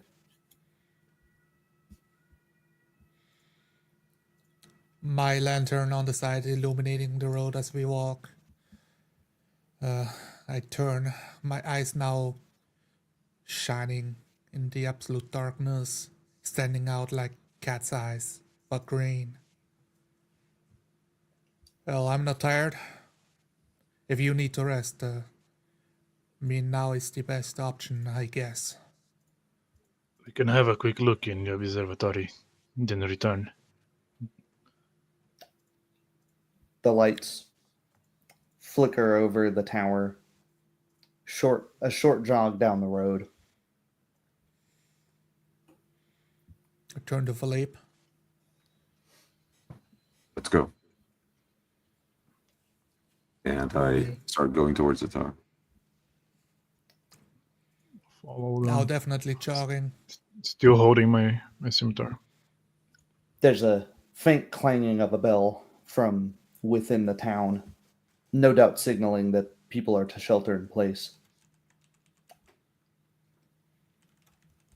The lantern's light shines over a simple wooden door, a rounded arch, and the silhouette of something crouched, haggard, and stiff, holding on to the doorknob, unmoving. I take my lantern off the belt and lift it up, turn it towards the entrance. Coming closer. Who's out there? There's no response. The woods still silent. I lean to Philippe. I raise my blade in a stance. I slowly approach. Master Philippe, what are the chances that this is some sort of illusion? This being the Sorcerer's Tower and all. Observatory, I mean. I don't know, but there is only one way to find out. I slowly approach, making plenty of noise as I do. Getting closer, it's clear that the creature was a kobold at one point, standing a little higher than the knob's height. Blackened, contracted scales, hand frozen permanently to this doorknob, and a death grimace.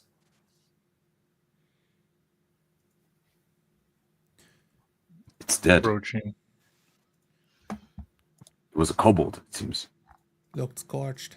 No, like, I don't know. Hard to say. Struck It looks by like lightning, scorch marks perhaps. to me. Lightning? But how? Sorcery. Al-Sahar. Buckler. I believe in my it hand. was a trap. So the kobolds came here as well.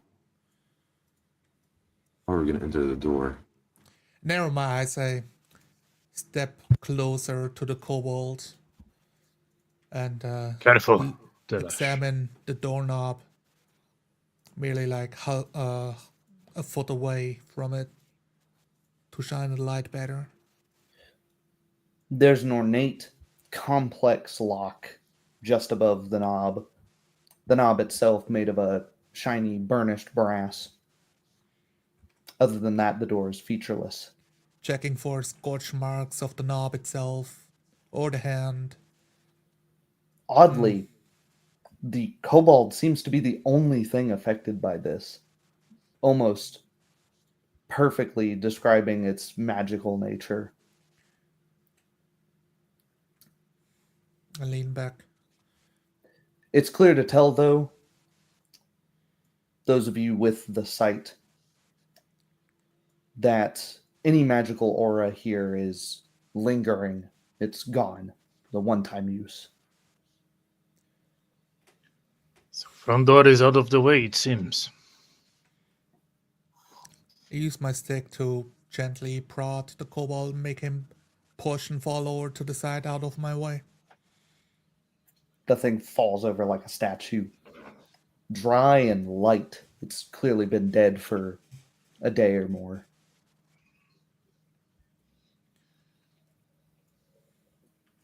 Turn to the others. Believe we need to find a different way inside. Could you cast some light above? Perhaps there is a window. I'm a good climber. Take a I couple can cast steps light. back. Can't cast light, but don't look directly at me. It will come as lightning does. And I'll sort of like put my body between my the source of the light in my hand and Shaidu. I'm ready to cast a flare, if you're ready to look. Go ahead. Affirmative. I lift my hand slightly, and as soon as I snap my fingers, a flare of light emits, lighting up the whole side of the manor tower. The brief flash illuminates a second story, a couple of windows, an observatory, oddly extended upward, uneven, as tall as the first two stories, if not taller, on its own. No balcony, but handholds abound, made of natural stone. And that's where we'll end the session. Perfect. All right. No way. Oh, Awesome. No, wrong end of the That's it. end of the day. All right, That, so that was a really cool one. nice, right on, I'm glad. I'm glad. good job, guys. cool. I think Did it. the flow went way better this time. Oh, yes. Let me know. Let me know how you guys. Nobody got lost in like the drawing room or anything like that. It was another slow burner. I wasn't sure how long I the think Go ahead. I was going to say, because we've been like, what, 3 weeks without playing, I think a Yeah, slow yeah. burner to get back into it is Yeah, good. yeah. Like getting back into a character, Yeah. I didn't mind. Mm, And also, it was mostly intrigue and like mystery, so yeah. Definitely. theorizing, thinking in that- character. That's the Mhm. big thing. So we are playing a module, but the game master is not telling us, here are your free quests. Go and do them.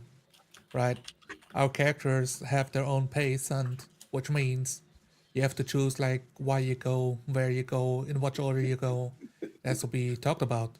And since we don't talk over the table, so to say, do we go to the visits tower, or do we visit the gnome, or do we go back into the dungeon? Right? Like Right. if you talk over the table, that can go much faster.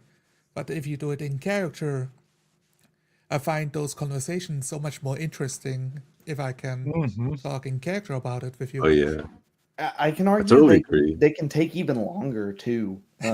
When you're They when you're could. Oh yeah. because But Oh, are we man, gonna I be the was right putting myself level back. for it, GM?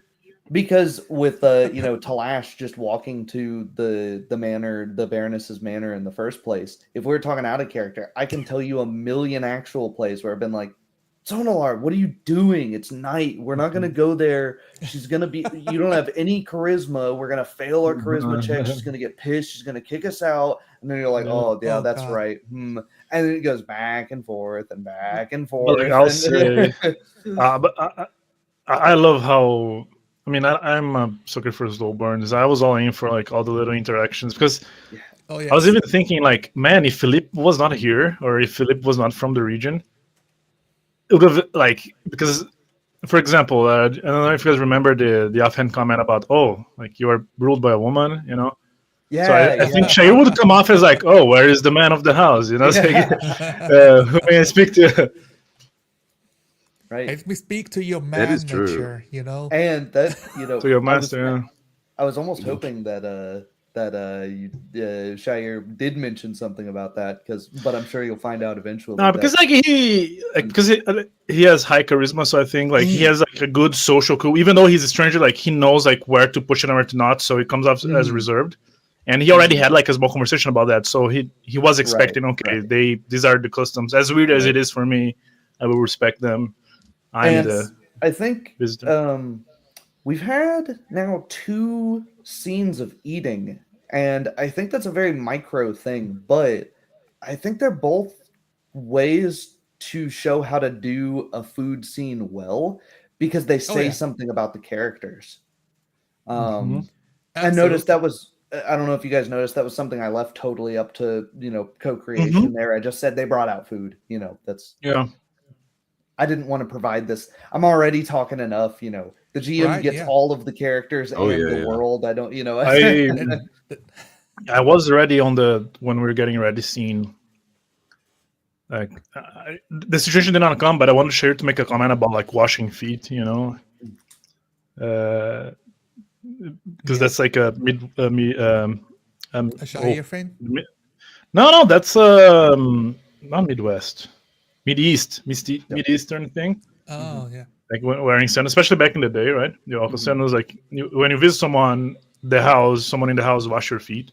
It's like kind of so he was expecting something like that, but One thing That'd be that cool to I... roleplay. Go But ahead. come on, there's so many things that don't come about. But like I'm thinking in character, and Yeah. I sometimes get lost because I zone out thinking about. I guess could be like my character zoning out and thinking about the thing too, right. But when Yeah. I'm thinking in character, it's so cool to have this level of immersion. It's Yeah, late at yeah. night and I didn't I get to think- wash my feet yet. No. Yeah, Uh, I think one thing that contributes to the slower pace is that we're playing actual characters. Yeah, Like yeah, you got bit by a ghoul and we just immediately stopped exploring Yeah. the Yeah. tower, right? and Because the we're playing like humans. Yeah, and the characters you are playing are all sort of strangers in a strange land. So, or maybe strangers in a familiar land. It's kind of interesting to be you're the odd ones out in the like pretty typical like mhm. Englandy medieval fantasy with a twist. Right. You know, so I think that's interesting too. Is exploring all of the cultural clashes, the differences. I like it wasn't super in your face. Hello, here is my backstory. But the kind of, hey, is there like, did the drow cause problems around here a lot? I like that. Of, like, and it was it would have been an interesting question to ask, like, a commoner, because they may have even been like, the what? I don't know what you're talking Yeah. about. Exactly. But, And I but by don't- talking to someone that is smarter shows that is an in-character thing as well, right? Mm. By talking to someone smarter, that is a statement in and of itself. Yeah. And to some people I can't remember who, but a couple of people were playing devil's advocate and they were saying like, well, you guys don't roll a ton. And it's like, well, that's not really the case with any of the 3D 4D style, right? You're not Yes. if you're not doing anything that would prompt rolling, you don't do it. That's not me making concessions for Pathfinder. This is pretty much the pace of rolling that I would call for in anything. And Doesn't come to, you know. right, and any time that like you're asking Bassie the gnome something, I'm rolling for her knowledge checks behind the scenes. So I rolled like a 3 for her knowledge of this Grioth thing, and then was like, oh yeah, but she has a huge library that's already established, so she's probably got like a small entry on one somewhere in some book. And isn't it in Pathfinder that the rule is that it allows for a reroll? If you have the book? If you every day you can reroll. Yeah, Yeah. you every day you spend studying in a library, you get like rerolls on knowledge pertaining to that book. And then on the Void Glass thing, she crit, and she's a bard who's 400 something years old. So it's like, oh yeah, I've seen those. interesting. Yeah. Oh, that's like I hope some nerd watches this and gets angry that Shire is not gonna use this sword, probably destroy it or bury it. Like, no! I thought that was super cool. Yeah. Yeah. Because the other issue would be I don't want to like jump 50 steps ahead, but the other issue would be even finding somebody in this little town who had the money to pay market value for that thing. Yes. So that is something I like about crunchy games and games like Pathfinder, where they'll tell you in the town like the liquid The GDP. not enough to like, where it's kind of hand waved in a lot of fantasy games where it's just you click the sell button and then gold gets magically added to your inventory. But here it's like you're trying to sell a Lamborghini in a town of 500 people, where it's like, yeah, it might be worth $100,000, but nobody here has $100,000. A horse and 2 donkeys. Yeah, And we literally got like over 500 gold for doing a job, and because we felt like it. Doing a job that we didn't even know we were going to get paid for. Yeah, Telash, like he doesn't, like those are coins, right? They're useful. I can use this. But as a player, I was thinking like 175 golds for what? Yeah, I'm to be honest, that did take me out of the experience, right? I don't think it's your fault, Tyler, right? But that really, what is this economy? yeah. But that's the issue with like D&D, right? It's inflated, right? It's like Yeah, 5,000 gold. It's like 2 carrots and you can build a house with 5,000 gold. No, 175 gold. We can probably actually just like retire. Like, yeah, I'm retiring now. Okay. But that's because the economy you in can D&D live doesn't make comfortable. sense.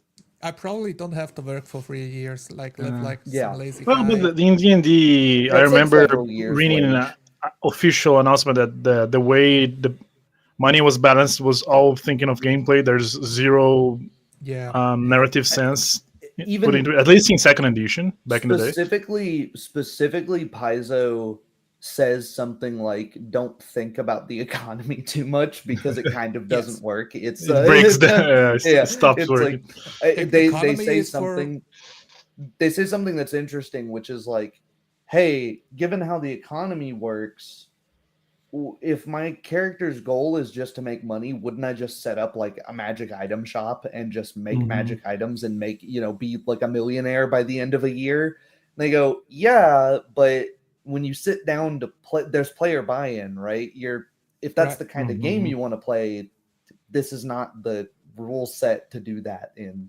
This is not a magic item tycoon RPG, And- which could be and fun. That could be an very- interesting concept, Launching. but like even if you try to think about it, you quickly realize, all right, I need to release a new rule set, homebrew, to run a magic item store kind of game. Misers in and this world. shopkeepers, or something like that. yeah. Yeah, But because yeah. because you want supply and demand to balance each other out, And- so the players have something to bite into. And That's it's not just a role play. it's something interesting too, because if you look in Pathfinder Second Edition, I think one of the things I actually like about that is they cut all of the monetary value way down. Like you Oh, can yeah. basically just chop a zero Small off math. of everything, and Yeah. there's some things that are moved around as far as the economy goes, but they basically just like cut a zero off of everything. Like they I want to ask you deflate guys, things. like jumping, ping pong in the topic, but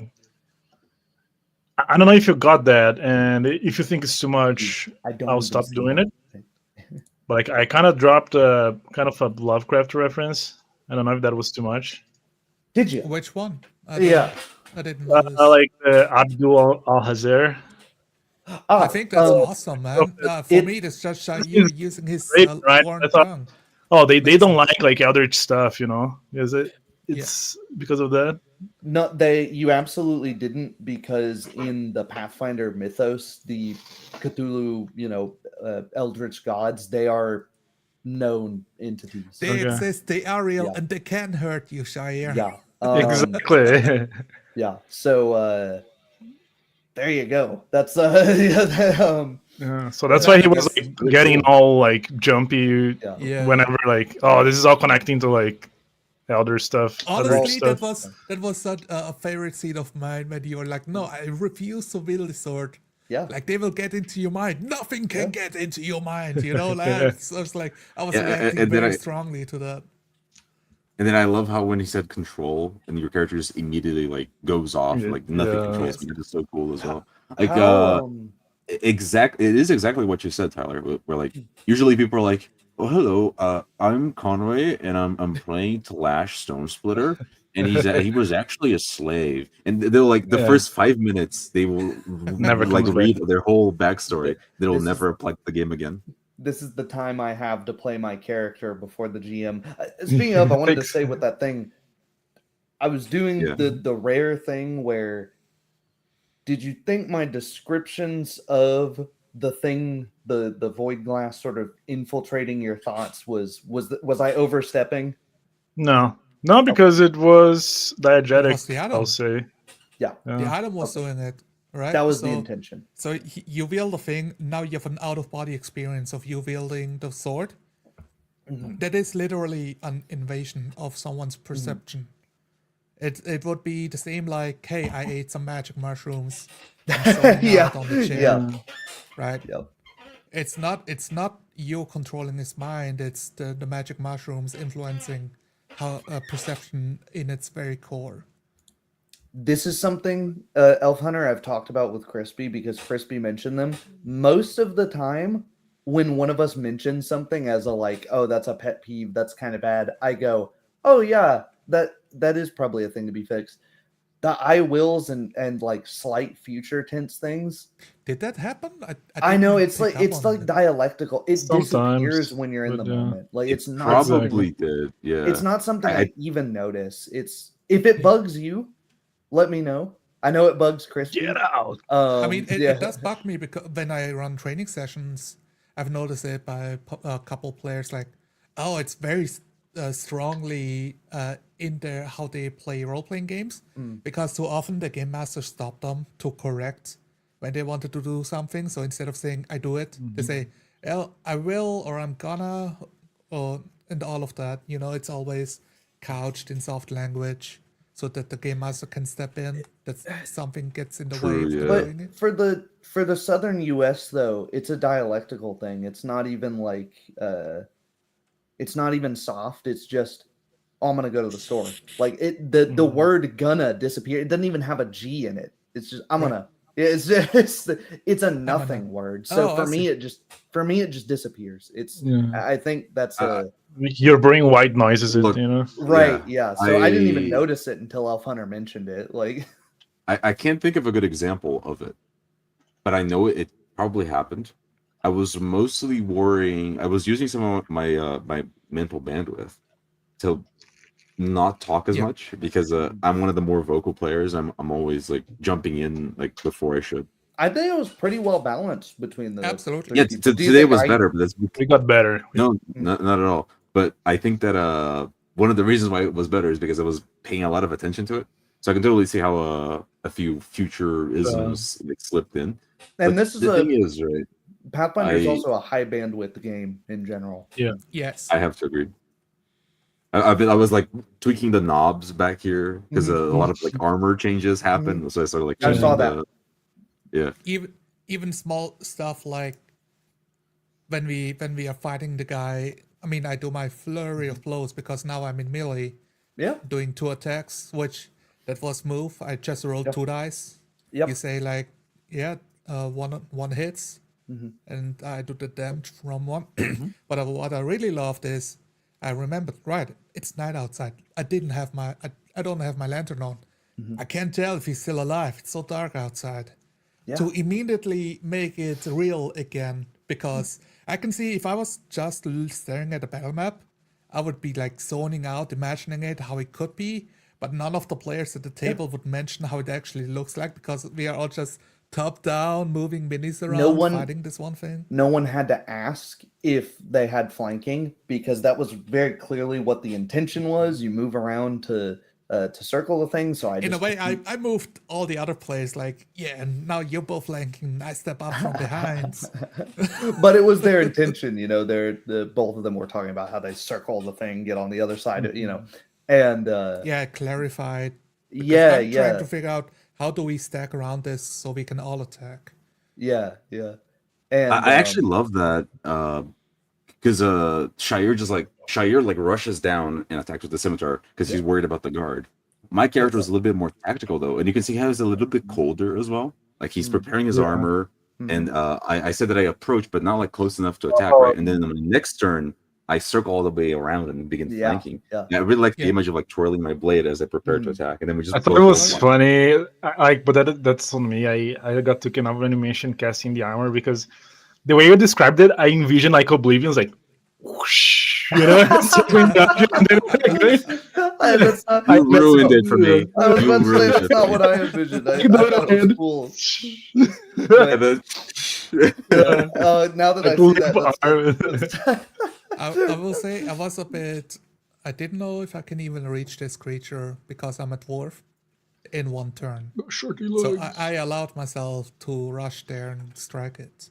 I would Yeah, like to and if look. you- I would like to have a picture of the creature. What was his name again? And Greyloth. What was it? Greyloth? I wrote it down. And Greyloth. if you are if you Greyloth. were not far, too far away, I would have just interrupted you and said something like, "Before you can reach it, it snaps to you, and then it Yeah. takes its turn or whoever." How do you spell it? Can you put in the I chat? don't know. I wrote down Greyloth. However that's spelled, I have no clue.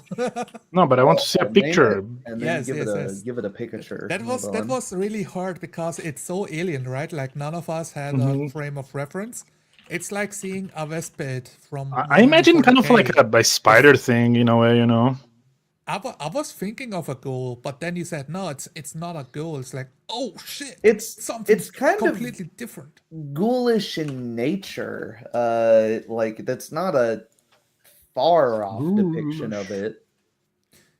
Yeah, so that You're was really looking, interesting to me. Like, oh, cool, a creature. I don't know what it okay. is. It is more of Fuck a yeah, bat, that's really. awesome. Okay. Yeah, it's got this like bat face. I didn't mention the wings, which I should have. But Okay. it's got these weird spindly fingers. It's got six Yeah. fingers on each hand. I didn't even notice that. Cool. Very cool creature. Can we show? 10 out of 10. We'll Can play we show again. chat? Yeah. Can I show chat?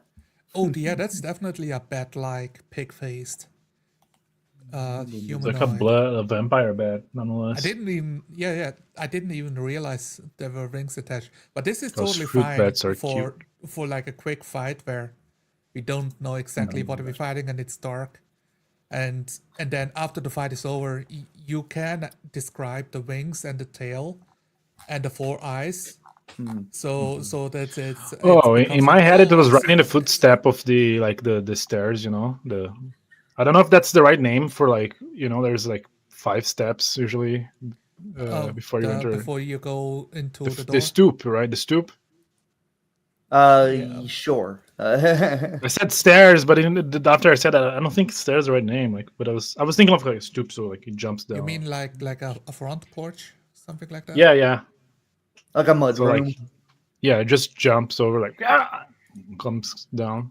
Straight. It was an interesting fight scene. I really liked it. There you go. And you can kind of tell that it was not like a balanced fight, and that made it way more fun, Yeah. So, Well, Yeah, it was well, one against 5. The advantage that it Yeah. had is it snuck up on the outside. It was making all of its stealth checks to basically it snuck up, assassinated the sheriff, and then was going to start picking people off one by one, but Yeah. got noticed on the outside while you were distracted by the. Yeah, exactly. You can use shorthand, like it's close. Like I said, I think I said like it's right outside the doors. Yes. It's close for a dwarf. How did you guys think about the? So I'm at the end there. I'm kind of playing a bunch of NPCs. I've got the Baroness, Yeah. I've got all the servants, I've got the guard. Was I juggling that well? Yes, nothing stood out to me, so Okay. I was immersed. I was think you in. couldn't have done it better, honestly. Awesome. Because That's high praise. It's actually Okay. very hard, like you said, like juggling a ton of NPCs is actually very hard. Hmm. And I think that the way you did it was perfect. It did feel like a chaotic scene as it would have been, Yeah, right. that was my goal. but it was not overbearing in the sense that I couldn't get an action in because there was just too many people doing too many things. Yeah, Like, yeah. I could feel like one of the visuals I really like is when you describe like the servants and the Baroness like watching from the entrance of the house, because it's such a common thing that happens in real life. Like, if there's like a street Yeah. fight, like people would just stand Yeah. by the entrance of their house. Exactly. That's exactly what I wanted to portray. Yeah, that they're like Yeah. they're clearly terrified of this thing, but they don't want to go inside where it's. They still want to look. Yeah. They still want to watch Yeah, what's yeah, going on. The human Yeah. curiosity of getting Yeah. better. Yeah. But like that's what I mean, right? That was a very well done scene. I don't think you could have done Cool. it better. I think at those moments, well, I think you could have done it better, but like this is already Always so room for good. improvement. It's kind of superfluous to attach this on the end of it. But since you were role playing so many NPCs to shorthand the Baroness instead of talking what the commands are, saying I'll the be back. Baroness makes a bunch of commands to her servants, and use that to shorten the time frame Yeah. of how much you have to say in character, so to say. Although I very much enjoy those moments, but then it's like there's so much happening already. So that's one way you could do it as well, and that achieves the same goal without having to say as much. Yeah. Yeah. And I think more economical. definitely, since it's something we've been talking about on the Discord about like role playing in general, it's better not to worry about, oh, am I speaking too much or not during the game, but after the game, and like Yeah. watching back, like if there's something that really needs to be changed or not. Mhm. But I'm very happy that like during the game, just do what's comfortable for you. Yeah. Yeah. What do you think of me going in to describe more of the scenario, right? I think a good example of that is at the start of the game, I described my character like wiping the sweat because I wanted to remind everyone this is like a very humid like yeah, dance. yeah, Yeah. and that takes pressure. I like it as a GM because it takes pressure off of me to every time we come in and recap to remember it's a marsh and it's what are the atmospheric conditions. That's going to be the running gag. Is it's Oh like my god, I Nobody's did it. gonna know. Nobody 70 watched that one stream, you know. They'll never know. 72% humidity, 14 mile per hour wind Yeah. going northwest. It's 82 I love degrees. that. It's like the yeah, it helps. Basically, it's like if I didn't mention it, it must not be that important. Yeah. So players can make it up and just add some more Yeah. realism to the world. It's And I fantastic because also it really allows my character to be kind of hard in contrast. But Yeah. because I'm not, my dwarf is not getting tired. Mhm. He's Yeah, been, yeah. He's been tired for 2 decades. He doesn't get tired because of 2 fights. Yeah, I like that. I like that showed up that several times that Talash is like, take a rest. No, we've got an invitation. We'll go right there. Oh, we're in a Yeah. fight. All right. Oh, we'll go to Yeah. the, just boom, boom, boom, on to the next thing, on to the next thing. Like, Let's he's go just- to the tower, guys. I don't know. The fight's been I done. don't know if I'm overdoing Philippe's like skittishness, you know, because it's a very straight, it's a very fun character to play. Yeah. Because he is like in a way slightly kind of like the leader of the group, but it's also like the most skittish and the most like worried about passing off Yep. himself as a noble, right? Yeah. You can really see how like I've been like increasing and decreasing my how confident I am when I Did play. you like the words of encouragement from Telash? Yeah. Don't worry about it that much, man, is what they amount to, right? That was Yeah. really cool. Yeah. Do not worry. Yeah. We are right behind you. Make a choice and stick to it. Hmm. And that was Something actually a like pretty that. big character moment. It was yeah. Like you saying that you like Talash and Shair just trust my character, just calmed them down so much. It was a pretty big like in character moment, right? I think this session was my favorite so far because I was a little worried about it because there was such a big break. I thought like there might be, Mhm. but Everything's on fire when we right. return. But what's really cool is like I didn't even recap the whole crest thing, and in a session that wasn't role played, I think you would have to be reminded out of character. Like, Yeah, you forget. oh yeah, the crest thing. I have No, my I just notes. remembered it. Yeah, well, that too. Yeah, taking notes can't help, but it was just a thing. Just a thing that was mentioned there offhand, and I thought about that after we had already started. I was like, oh no, I forgot about the crest. I forgot to remind them of the crest thing in the recap. And normally I would say, and even with modules, I would say if I forget to mention it in a recap, then it must not have been that important. And then somebody can show up and prove me wrong later by remembering it organically. Mhm. Where I was going with that, though, was I interrupted my own train of thought, as I want to do. Well, another good thing is I took notes of Sarvo, which is the name of the guy, Yeah. but I think I misspelled the Sarvo with a T. Yeah, Like the man-eating lands of yeah. Sarvo. Yeah. I like That's how he funny, put that though. as like an accent. Yeah. Hey, that's cool. Okay. Definitely. Misspellings happen all the time. But there's a place up in Washington, Paulsbo, but it's spelled Poul instead of Paul, and it's because a guy he mistyped it like 200 years ago on the registry, so it's spelled that way, but it's pronounced Paul. Mhm. But the thing is, this is a medieval setting. Like nothing is written the same way. Right. Each person Exactly. makes- It's not Yeah. standardized, right? Yeah. It's the common tongue, but even within the common tongue, you have the Kalesh dialect, the Taldane dialect, and they're all kind of mutually intelligible, but they use weird words that wouldn't like. Shahir plays, which is really cool. Nobody plays that in Galarian for some reason. That the human ethnicities have their own languages, but the common Yes. tongue has been adopted so that anybody can get any work done, basically. Disperanto. I almost feel like it's a shame that the common tongue became a thing. You can tell there's a lot of people that didn't want to roleplay and they just made a convention. Oh no, our characters can talk, right? You're an elf, but you speak common. You're a dwarf, but you speak common. Yeah, the Yeah. big problem is because people don't role play, the game master has to prod them to role play without everybody speaking the same language. So they just kind of like stumble over each other's words. Like, I say this, but it means this in this language. So it's just really boring to play if Mhm. they Very don't dry. do it in Yeah. character. If they cannot It's convey this, like being an alien, like in a foreign land, an outsider. Which I find so odd because I think most people have had an interaction with somebody that they don't have a mutually Yes. intelligible language with. I was about to say that, yeah. If you Mhm. travel, it's one of the most memorable things and one of the most Mhm. interesting things of traveling, right? Yeah. I thought about it not speaking common altogether with Mhm. Talash. Yeah, that was And an early idea. Yeah. yeah, and in the end I decided against it because it would mean every time I talk, I will really, really struggle to roleplay saying words because nobody understands me. And it's gonna be fun for a couple of sessions, but for a whole campaign, it can get tiring.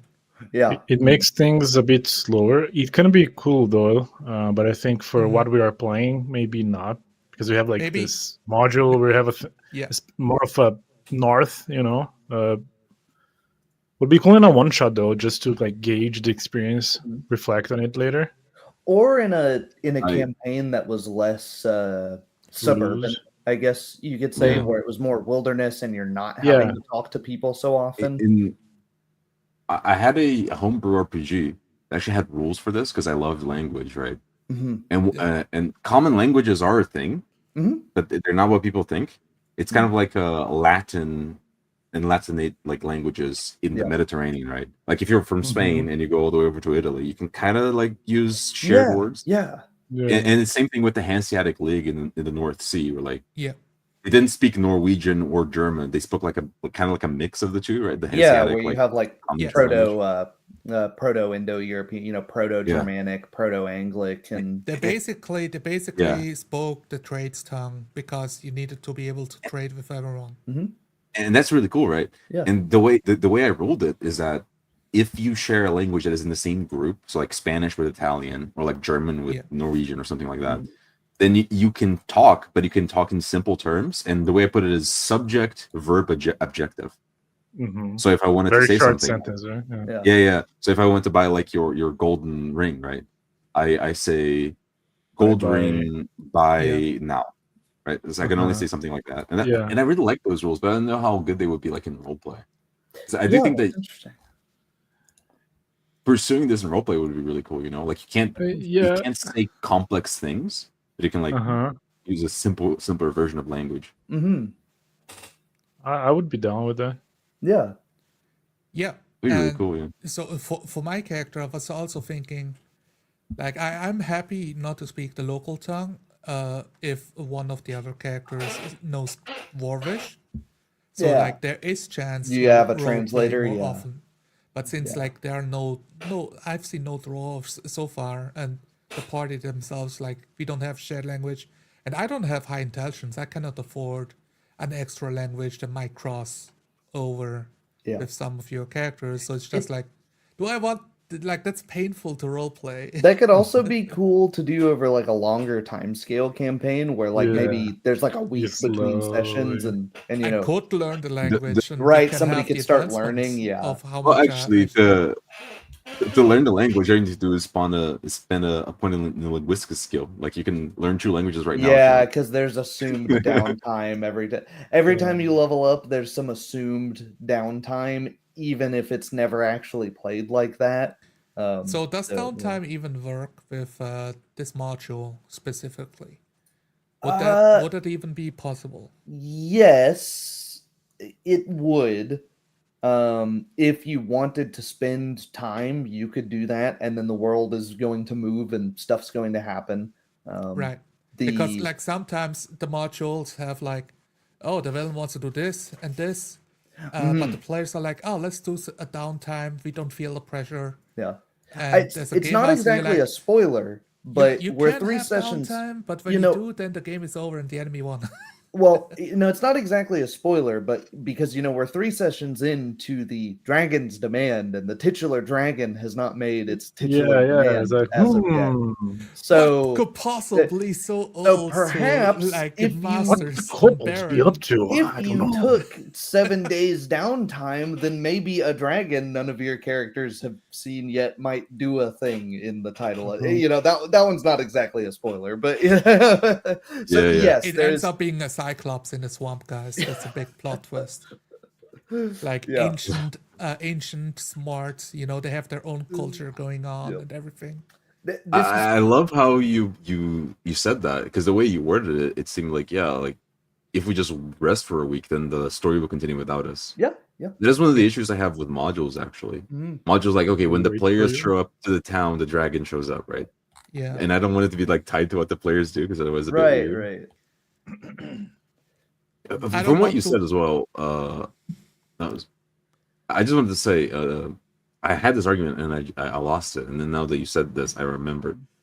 I wanted to talk about like the I will thing that I do sometimes. Mhm. I do think that it is unclear language, and as such, it should be removed.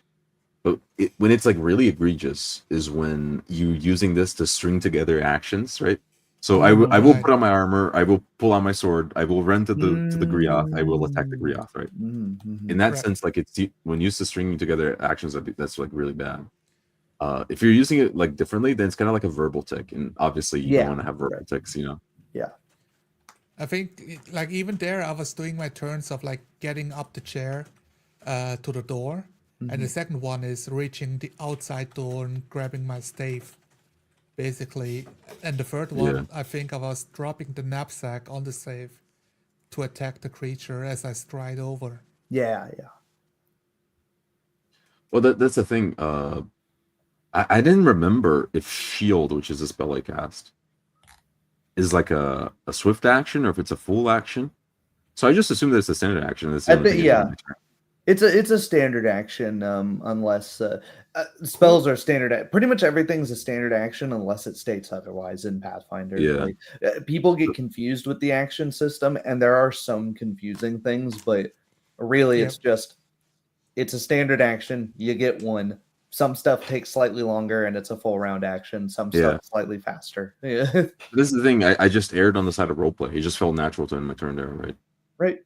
And two, it's like if one thing I like is the commonly stated thing. Oh, as long as you know how to play your character and the GM has system mastery, it'll all work out well. That almost never actually plays out in reality because the GM is having to remind the players. The GM's still having to say, well, okay, roll this, do that. Oh, here, hold on, let's. Whereas the 3D style, you can just assume if I'm not stopping you or interrupting you, there's no problem. Does it? A system like this does put weight on the GM to have the system mastery, but I've been playing Pathfinder a lot longer than I've been role playing, so I've kind of got that one down. There's I love how you put it. But playing Pathfinder longer than I've been role playing is really good. I'd love to talk a bit more, but I see we are on the clock. So, like, do we have 5 more minutes, or I don't are have we anywhere to ending go, here? so you guys can leave whenever you need to, and then I'll just shut the 5 stream more down. minutes and then I'll leave. Yeah. Okay. So what do you want to say? Like the system mastery thing, this is even stronger than D&D 5e of, somebody casts a spell, the player has to know the spell, the game master has to know the spell, but sometimes even the other players at the table need to know what the spell does. And like in a case of like bardic inspiration, it's not just the bard and the game master, but also the other player that receives bardic The inspiration. affected. Needs to be aware of what the effect does and how to implement it. And It's kind of I'm like sure- the meme, of Yeah. what, like, the consensual. What was that meme? Like, he consents, she consents. Like, did you forget someone else? Yeah, did you?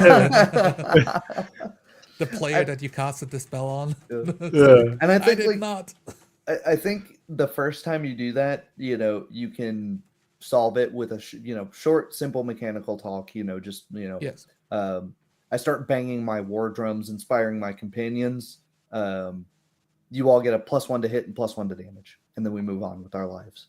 Then it's something I wrote down in my notes of Voltram inspiration +1 buff Yeah. to like base attack modifier, so skill modifier. Yeah. And Pathfinder has it pretty codified that you learn the code, and once you learn it, because there are like a couple different descriptions of how the modifiers function. So you have to learn it a little bit of, does it supersede this other buff or do they stack? And that's like as big as it goes. But if we are not trying to optimize the game, right? Right. We're not optimizers here, so you don't have to worry about this +26 buff stack trying to achieve Oh yeah. to do that one strike that will slay our god. And as Pathfinder can be like that though. Like, It yeah, can.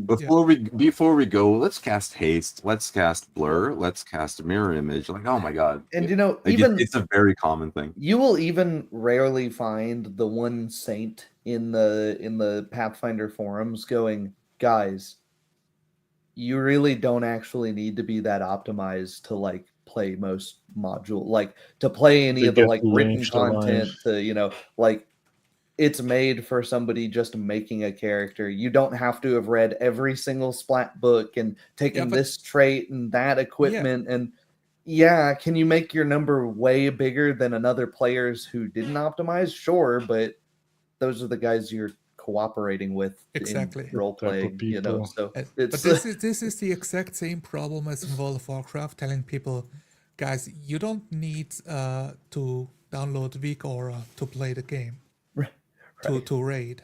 right. And players lose their mind. But in that setting, the problem is you have like up to 20 people, up to 10 people that you have to coordinate with. In a role-playing setting, it's 4 or 5. And you can agree at a table of 4 or 5 to, let's not use weak auras. Let's not use having the rulebook open at the table to like double check everything. And let's not optimize each character build. Yeah. You know what? I cast you know- shield. I cast shield because my character was scared. Like, he's used to fighting with his armor. Now he's scared. Like, oh yeah, I'm casting shield before I go, man. You know.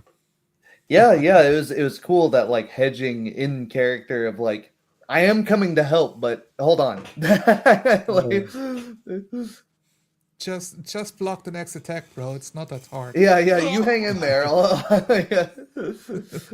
Yeah, that was cool. I like that combat a lot. And guys, a word of objectivity to the 3D 4D style. This is a complex, crunchy game with a lot of moving parts. We've been able to do like 1-2 combats a session every single time, and it's usually the shortest part, as it should be. Yes. It's a commonly pointed out problem. Oh, an hour-long walk takes you 5 minutes, and a 5-minute combat takes you an hour. If that, a 5-minute combat would realistically, in most of these D&D sessions, take you hours. You know, They are And it the just- session, you know. yeah, it's the 5 session. minutes. That's you know. that's like what, 50 rounds? Yeah. It takes an hour to go over one round. Yeah. Like legitimately, we've seen. There's a game Crispy did that was 5th edition. That was There is physical evidence, digital, I guess. evidence. And yes, it's one creature. With one creature, it's a lot easier. The game master doesn't have to track like 5 different animals. No, we or- fought 3 centipedes the first session. Yeah, Couple of yeah. centipedes. I meant for this round. For Well, this session. you say that, but I'm rolling to see if the guard on the ground stabilizes from his wounds. Exactly. I'm rolling for the other guard that's coming in and fighting with you. Oh yeah, that's um, true. Yeah, You know, the neutrals, as I would call it. Like, yeah. they're not So, the hero, but they're not. There the were enemy. you could think of that as there being 3, NPCs, even though they weren't all fighting you. They were taking their own turns doing stuff in the background. And for me, this was really telling of like, oh, what's Philippe gonna do? What's Shia gonna do? Mhm. Like when I take my action, I step off the creature to run to the other guard because I'm not sure if he's gonna survive. Mhm. Like that's Yeah, what yeah, I'm that was cool. thinking. Is he? I gonna love make that it? contrast, and I'm the one just lifting the head to pose Yeah. to the Baroness. You know, Yeah, I thought it was funny. there definitely It's like, was. an is he dead? I don't know. I just gotta put pressure on wound and see what's gonna happen. something That's all Talash can do. something that you have to let go of that is a big temptation when you're running modules, especially, is reading the thing in the module that's super cool and is like, I'm not going to shove this onto the players though. They have to go out of their way to find it, right? To do it. And so I am still sitting here going, damn it. Somebody ask why there aren't horses anywhere. It gets stuck in the marshes, I guess. It doesn't matter. It doesn't matter, but I just think it's really interesting. And I'm like, damn. Sherry's going to ask, where are the camels at? Like, what's going on here? Yeah. It's kind of like that lesson I learned with Zolar, where I thought it was going to be super cool that my character was going to start like drinking alcohol. Remember? Yeah, that's a funny story. I like that. I had this whole scene prepared for the Delicious Dregs game where my character's going to start drinking alcohol because he never did before. And it was like a rite of passage to him becoming an orc, and then something much bigger happened that I could never. Yeah, much cooler, right? Gonna kill the blood, child. boy. That's right, child. Pathfinder morale rules. So there's like stuff that can supernaturally frighten you. There's basically steps of like if something Before you go, I really want to thank you for the game. Yeah, Tyler, it was really fun. Great game, but I do need to go. So yeah, no worries. I know care. we're on Thank a you. time crunch, so which is why we were early today. For those wondering, Yeah. Thanks for playing. Thanks, man. Have a good day. Good one. Good test. Yeah. Steal. Yeah. But yeah, it does. In the games, I'm glad you asked that question because it's an interesting one. Rules is written, you can intimidate both ways. Intimidate's a skill, and you intimidate basically against the will, not a will save, but it's like a fixed like 10 plus the your will save. And for every 5 your skill passes, you bring them down an extra step. So it's like shaken, where they take like a -2 to a lot of their actions. It's shaken, scared, frightened, and fleeing. I don't like that it goes both ways. Rules is written because I don't like that you can, as an NPC, force a character to just like piss their pants and run away. It's like, come on, man. Like yeah, in a way, this is the part of like players getting upset, like, oh, you're taking my player agency away. Now, but the rules are very clear. Well, how strong? What mechanic is it using? Your willpower? Yeah. Modifier. So if you have high willpower, you don't piss your pants nearly as often. Right. It is a thing like that. But all it means for me is that like I will tend to have things that are scary are like creatures that have like auras, like a dragon or a lich has like a frightening aura. There's something like deeply inhuman about it that is just like firing the lizard brain of like, this is an evil, dangerous thing to be stayed away from. Any spider that is bigger than normal size, you should run away from. You better try like a schoolgirl. Like, even Talash is like getting flashbacks from being a slaver of these spiders, like giving him commands like, no, oh god. But so I'll usually do the things of the like shaken and frightened, where you'll take like you'll take like the minuses, but you still have full control over your character. Because the one way on the end of like panicking, where it's like you run away. I never want to say that to a player, right? I never want to say like you lose control. You're so frightened you lose control of your character, unless it's something like magical and not natural. It's much cooler if you can like say like you have the effect and the player can go, okay, I run away, or I'm like frozen in place. Oh. Or I faint. I was thinking that when we got to the observatory, I thought like Zolar is so in character that he's gonna touch the doorknob, and we're gonna have to play the rest of the session without him, Because I was thinking if I were playing like a dumber guy and nobody would stop me, I think if my character was like that, he would have he would not touch like the door. correlated, yeah. I think Is they there- And I was wrote thinking, it- like, would fire zone, would flame zombie, would Tyler, like Deus Ex me, like, I think they wrote the module very cleverly here. yeah. to There's a have the kobolds already environmental storytelling. well there's that, but also the kobolds already set the trap off and it's Yes. done. So Okay. if, And you if you are described that, but Yeah. you described it as like magically inclined It's people gone away. Yeah. realized like all the magic has left the area. Mhm, mhm. But I don't Which know I'm that. not. I'm not magically inclined. No, Yeah. none of I my friends are realize telling saying me that about it. that's just Philippe, and I could have just said Yeah. that, but yeah, So know, so it's like information you've given to the players, and for me it's like, well, that's rolling off my back because I got no clue. Yeah. But I thought that was cool because it'll lead to a way of like, instead of lots of, especially the old like AD&D first edition D&D modules are written in the way of you touched a doorknob, you die, and it Mhm. leads Yeah. to lots of like, even if you are role playing, it's just so methodical. I poke this tile, I take 5 feet forward. I poke this Yeah. tile, I move 5 feet forward.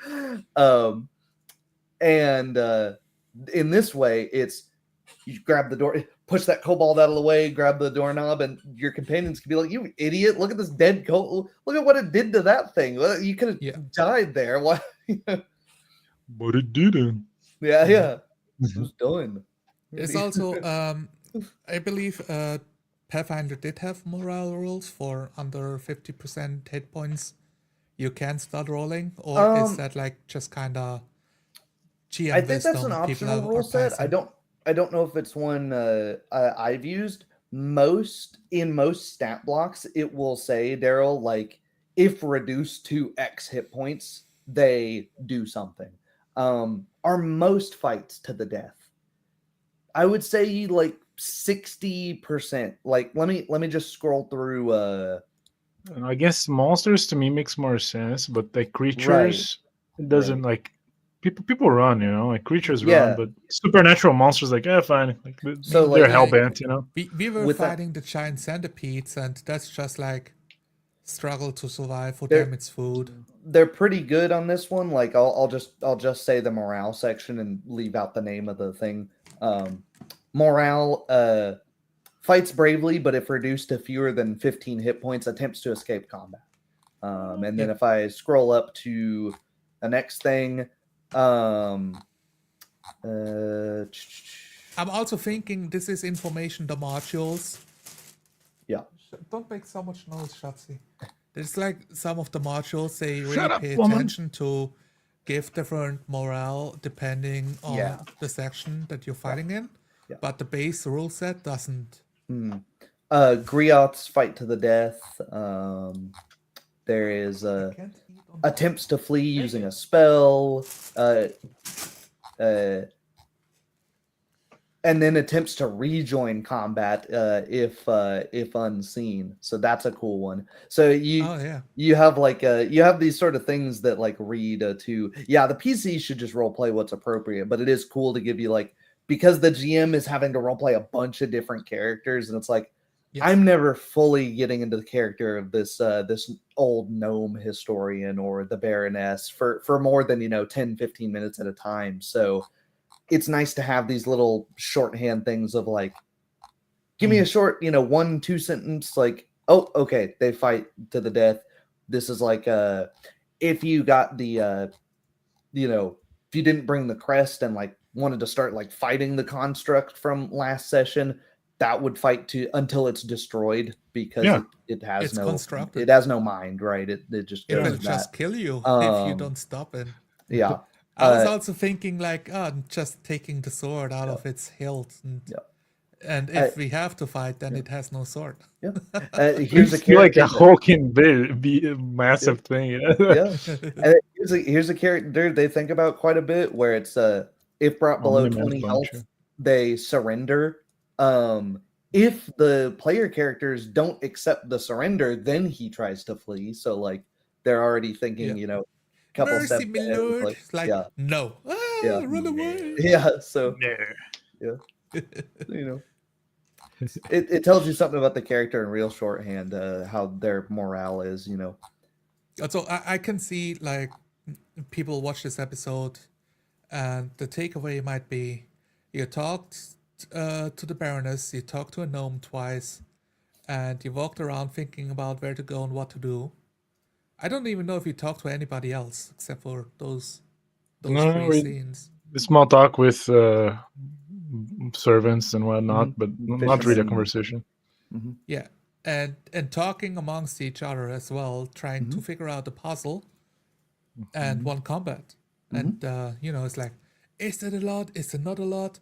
For me, it's there were A lot. many good scenes that fleshed out the characters that helped me really get into character. And I enjoy those a lot, into getting the skin of Telash Stone Splitter and what he thinks, what he feels, asking leading questions, and not talking when other people would, like not saying anything when other people would say thank you or goodbye. Yeah, And it stood out.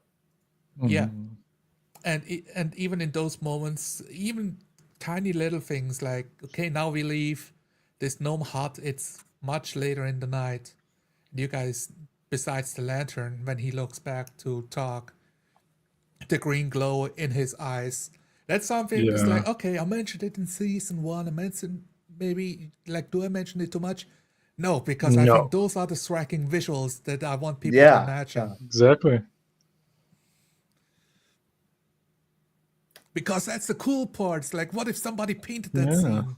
I think there's something to be said really about the quality over quantity is not quite the right word, but like it's more like quality over speed, right? It's like the quality of experience almost. Like, Mm. it's not just how good is it, but how good is the experience in itself. Right, because I have a video which is making your combat faster won't fix it, which is Yeah. the speed of it is one big problem. But even if Yes. you're going really quick and it's 15, I hit it 6 damage. Mhm. Yeah. It gets hit, and then nothing. the GM is doing all the description. Okay, it's going faster now with that. Mhm. Great, but it's still not good. Speed is not the Yeah. the objective quality, right? That's the thing Even game masters would do. so, Oh, we need to speed up, so I will stop explaining how it looks. yeah. You will Yeah, just yeah, imagine it nowadays. Because here's right. the thing: the way I take it, I don't know if I think it was with you too in a live stream, but the way you remember sessions is like a dream. You only remember like the important bits, Yeah, yeah, Yeah, right? So that's why you play for like 6 hours in a 2D game, and you remember like 5 things. the good scenes. Mm. So even if you do combat fast, but you don't have anything meaningful happen, your brain does not register what happened. Right, It's, right, a exactly. combat happened. Mhm. That's the only thing you remember. You don't remember like the guy going around, casting Yeah. shield, everything else. And that's So perceived time, I'll say, Yeah. and that's what so far I really like about the module. We'll see if it keeps going, because so many modules have combat for the sake of combat, and you don't care about it at all. It's just like, this is here to Right. take, Fodder. this is here to eat my Cure Light Wounds potion and use It's up some almost of my like spells. this and- is here to give the players 500 more experience points, so they Right, reach next level faster. and that's the other thing, is this module is basically using milestone XP. Like, Yeah. you do get XP for beating stuff up, but you get big chunks of XP for hitting certain milestones. Yeah, for like solving specific problems. Yeah. So, for investigating the when you investigate the tower's collapse, Yeah. and get further deep inside it, that's why you level up. You get a big chunk there. That's a milestone. And I've always interpreted that as like there's a lot of raw magic flowing around in the world that's just sort of loose, and all of a sudden you get the surge of power. Yeah, and if the sessions are every other week and you're not role playing, the recap is half the session, and you you don't remember anything, right? And we didn't even have any, not downtime as in days, Yeah, but any downtime as in the day to Yeah, roleplay. because I was ready to go a bit deeper into Telash just working out to Yeah. stay in shape. That would be cool. Yeah. Yeah. If there Yeah. was downtime, we'll see. I have no We idea have to how talk long. about how to pull them off, if we do. Yeah. Yeah. Yeah. That'd be interesting. Elf Hunter says historically the information gathering section, the legwork of a module has been my least favorite part. Then again, session 1 of Chaos Ensues was 100% investigation and I loved it. Roleplay solves everything. It does. It's platitudinal at this point, but investigation sucks when you're not role playing it. It's It's a like guessing game. It's just because it's roll just some 20 dice and see questions. if you learn enough of the plot Right. to do something about it in character. And then if you fail your knowledge check or your perception check or whatever, now you're just looking up and down your character sheet going, God, do I have anything else that I could use here? I guess not. So I guess I just sit here. And then the But we- GM's like, oh no, they don't have enough information to even move forward. So we're Let me just give stalling them out the here. information anyways. Yeah, So yeah. making it all superfluous. The big Right. a big problem is failure and success just means your job becomes harder or easier. But it doesn't mean the job becomes more interesting. The objective changes. Right. Now you have a different goal you have to Yeah. achieve because of a failure. Like Very I like a more didn't horizontal line of things can branch out because of the way the investigation went. like with this being a module even, I didn't expect this to have like mystery elements to this session. That wasn't, and Yeah. I've had weeks to be thinking about like the beginning of the session. I thought I was pretty sure that this would be a little Straightforward, so to say. I thought Talash's straightforwardness would play out in the let's go right to the kobolds and show them what for. That was like one of my I was like, I think that's what he's gonna do. But it played out in a totally different way. And I thought that was cool. Like there's this big mystery surrounding the wizard's tower and this like where the hell is this thing coming from? Yeah, exactly. The contrived patty cake. I remember a game that was awful because it was before I found this group and I was kind of trying to do the role playing thing without really knowing how. And I didn't want to break character. I didn't want to just say the quiet part out loud and say, there's nothing else to find here, right? There's, you have unturned every stone in this building. You failed your sense motive check, so you can't tell whether or not this person's lying to you. We're not going to sit here and I'm not going to let you just re-roll it over and over again. You failed, move on. But we're sitting there when we're stuck with this character, and I don't get the concept of like pushes, of having like things come to the outside. So I'm sitting here playing patty cake with this character, where I'm going like, how do I get out of this conversation? How do I make him stop? Right. It's very hard because a couple of things. I'm very happy that something you just try again, but also if you roll and there's no real failure state, then the thinking is okay, you lose time. Yeah. And if you lose several times in a row, you lose a lot of time. Yeah. Like okay, it's like trying. What was it? I think like trying to fight a big hydra, big monster dragon. You strike 3 times, and every time you miss, you fail, you do not penetrate. After the 3rd time, I think, okay, now my character is like, I cannot kill this monster. I need to run. I need to come up with a better solution. I need like a ballista. Maybe we need to rethink our strategy. Is anyone still left alive to like recuperate? Rethink my life choices. Yeah. I need to. That's exactly. That's where I think a lot of the progression, because there was some, something Shauner would always mention is like he was big into movies, and we would have the discussions about leveling up, and he would say like, well, when in a movie did Luke Skywalker level up or something like that? And I'm like, well, but you recoup. You realize that this is a fight that's like you can't do this right now. You've got to go back. You've got to. Maybe it's not even something you can get a tool for. Maybe it's something you need to get physically stronger. And it's like, man, I hope this Hydra isn't going to like cause a problem and kill any more villagers because it's going to take me months of training to be able to kill this thing. Yeah. Then when you know. get to it, someone much stronger than you already killed it, is standing on top of the creature, and like, yeah. or you find it dead to something else, and like now it becomes a mystery of investigating it. What killed the fucking? what can kill a Hydra? What could have killed this thing? And are we in danger? Yeah. Probably yes. Yeah. All right, I'm down to chat to yak more offline, but Yeah. I think like for the stream, is there anything left on your side, Nicholas? I don't think there is. No. All right. The obligatory. I had fun. This was fun. Right on. It was fun. It was awesome. It was good.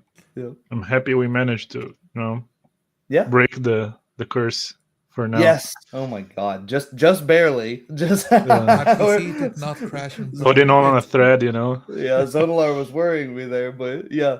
All right. That was great.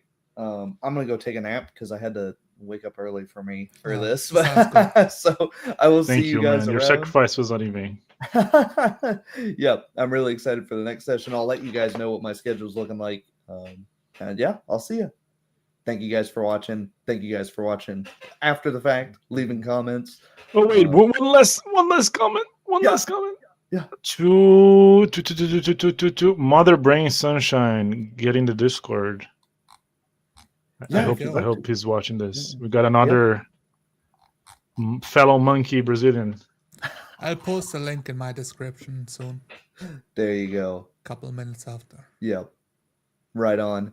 And likewise, guys, if there's a moment that you felt stood out to you, this is a 3-hour-long stream. Clip it, share it, whatever. I don't care. There's no copyright infringement here. Do whatever you want with my stuff. I put it out here to spread the good word and show that, hey, if you like a crunchy game, you don't have to throw the baby out with the bathwater. You can do the combat fast. You can have multiple actors. You can have, and the mechanics are still happening. Even if you don't see them, look, I promise you that the dice are here.